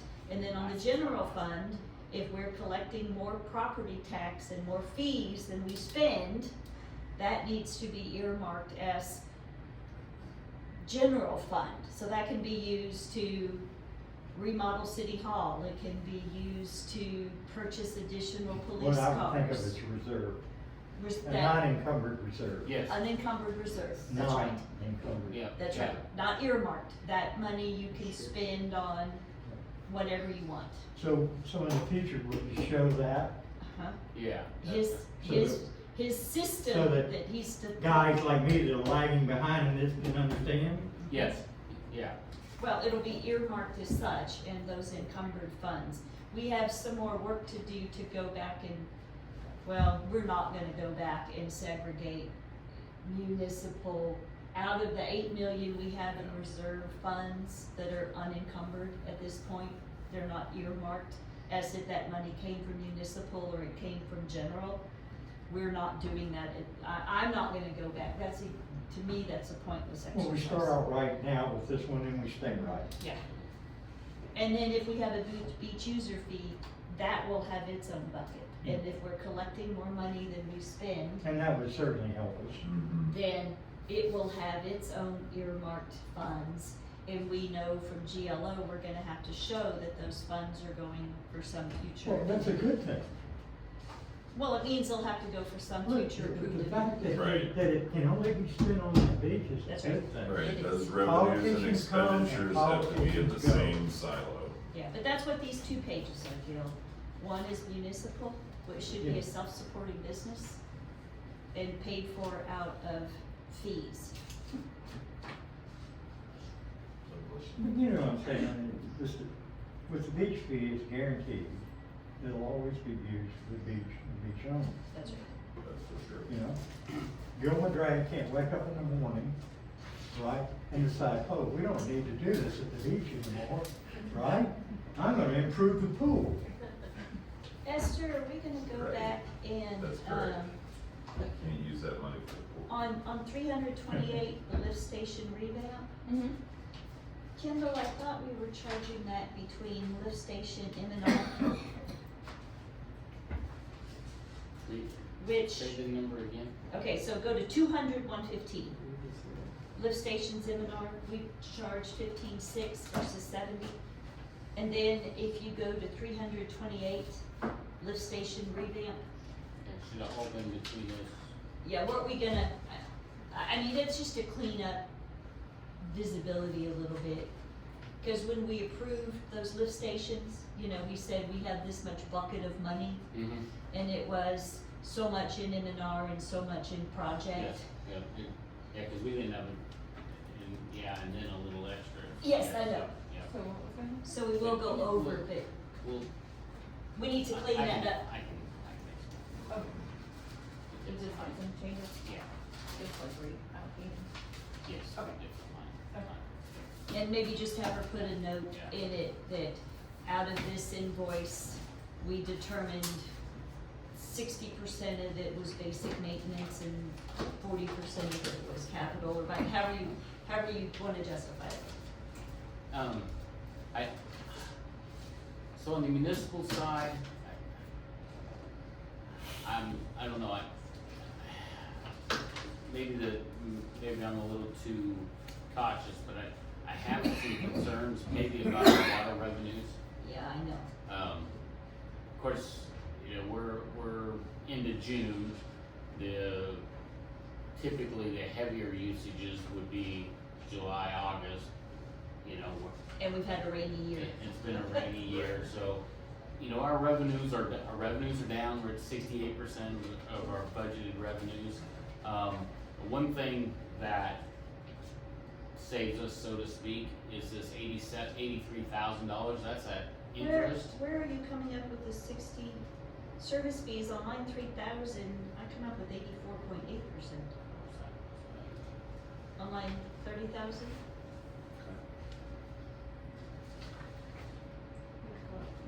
Isn't that where water revenues are? Go to water revenues, keep going down, right Oh, there. yeah. Oh, did I look at the wrong, maybe I was looking at the wrong one the whole time. We know garbage. I was seeing we water, know I was garbage seeing is water always here around. without the whole, okay. Now mean- I feel better, yeah, alright, I mean, we know garbage revenues Yes. are off because I messed up, yeah, right? and I'm still not too I did. concerned about that, but, On this sales tax. but I've been looking at this whole Right. thing the whole time thinking this was, because it had water M&R at the first thing, I was thinking that whole thing was our water fund, so that was my oversight. So, I already feel better. I missed it. Son of a gun. Yeah. And I actually really feel better because it has been, well, seems like a wet year, you know. It has been a very wet year. You know, Sure, and- people aren't watering their grass very much. No, Yeah. not like last year. yeah, so, now remember, there's $50,000 of expenditures that need to be reallocated back into the utility funds. But overall, But it'll be there. yeah, it'll be in this section right here, Mm-hmm. yeah. Okay, But overall, well, that's because you can't really look at that line. yeah. Because I put $1 million Exactly, in for whatever we could get done this year, right? And we yeah, didn't meet those targets on spending Yeah. that full million. yes, yeah. We'll get a start on it, but yeah, Yeah. but not a full million. Yeah. But that, you know, it's not a terrible thing, we've made progress, so, but again, on the utility side, I really don't have Right. that big. We know that, as we look at the overall infrastructure plan, we are gonna have to figure out how to fund that. And so, my thought is, we might be going for another, not huge, but another rate increase Rate increase. for water. And the garbage needs to be fixed because I undercharged. But I need to delve into those sewer rates a little bit more, that they don't seem to track linear as I would expect them to based on the water. So Well, it's because the billing is not, we give you 5,000 gallons of non-excess sewage rate, and we only give 2,000 of water. So you get your base amount for 2,000 gallons, then we start charging that higher excess fee. And on sewer, they get 5,000 gallons of sewage before we start charging them. So they're not gonna be limited.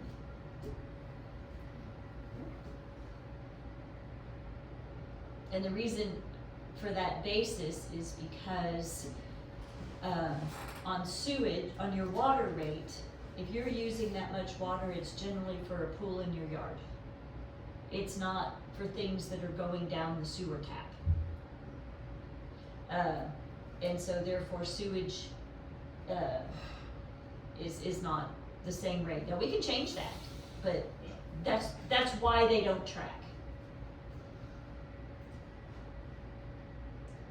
And the rate structure I put in place last year, I was more punitive to high water users. So, that portion of the rate went up more than the base portion. And that was just because I felt like if you needed to live on a tight budget, you wouldn't have a pool and you wouldn't water your yard. But if you were, senior and just one or two of you and not high using water, you'd stay under the minimum. Right or wrong, that was my basis. Sounds reasonable. Yeah, but at least we're finally getting knowledgeable and control of what we are paying. Which we never really had. That's right. 3 years I've been involved. Well, we're finally getting where And it's painful to get here. what our neighbors and what we are using is becoming closer to what the actual cost is with administration, staff, Yes. and everything. Yes. So it's finally starting to balance out a little bit rather than. Yes, it is. Okay, well, maybe for next meeting, Kendall, we can have that quarterly summary Okay. of where we're at. Yep. Overall financially. With our bank account and CD balances. And, can we get the check register Yes. on the city Yeah. website? She's planning to have it tomorrow. Awesome. Okay, Yeah. all right, so there was nothing to vote on this. In the mayor's report, I really don't have one. Could I have one request? Would it be possible to get this thing updated with the encumbered funds and all this? Well, that's what we Yep, talked yep, about, we'll we're have gonna that. have that next For time. the next meeting? Yes, Yep. that's what I Next just meeting. asked for, yes. Super. That we would have that next time. Okay, on the mayor's report, don't really, I'm just gonna notify, I'm gonna be sending out a, evaluation form for Kendall. He's due a 6-month evaluation, it's kind of past due. And, what we did for his 3-month is council members just filled out that form and provided it to him, but then we will go into executive session next time and provide interactive feedback from Kendall. Okay, Okay. so I'll send that out, the next couple of days to give y'all some time to digest it and think about it. And then also we'll be sending out, I think Kendall sent a notice out about the next strategy meeting. Hopefully y'all have provided feedback on would you rather do that one evening, would you rather find a Saturday? What's your preference? So please provide. I must have missed that one. Oh, I'm hearing something ringing. I think It's it's a phone phone. and then it's, So anyway, we'll be looking at trying to Okay. get that scheduled sooner rather than later to finish our strategic plan. And it might take 2 sessions. But do we wanna call an extra session on a weekday? Or would y'all prefer a weekend? And then we'll start sending out some proposed Are we ideas. bringing in our guide for these strategic? For who? What? Our Oh, alright, will Ms. Harrison come Yes. assist us again? Yes, she will. For sure. Sure, but that's it. So she would probably need the weekend for her. No, she'll come stay with me. Oh. If it's, she said she's open to either, Cool. and that yes, she has accommodation. Nice. Okay, so that's She all. knows somebody at the city. Anyway, Yeah, for me, it just depends. that's all I have on mayor's reports. Okay. Kendall, are we closing and going into executive session? No, ma'am. Okay, I didn't think so. All right, so do I have a motion to adjourn? I make a motion, we adjourn. I'll second. All right, all in favor? Very good meeting, by the way. Mayor. Well, I know these keep going on and on and on, but I'd like I'm to. gonna bring it in. I Great. like to. I should have.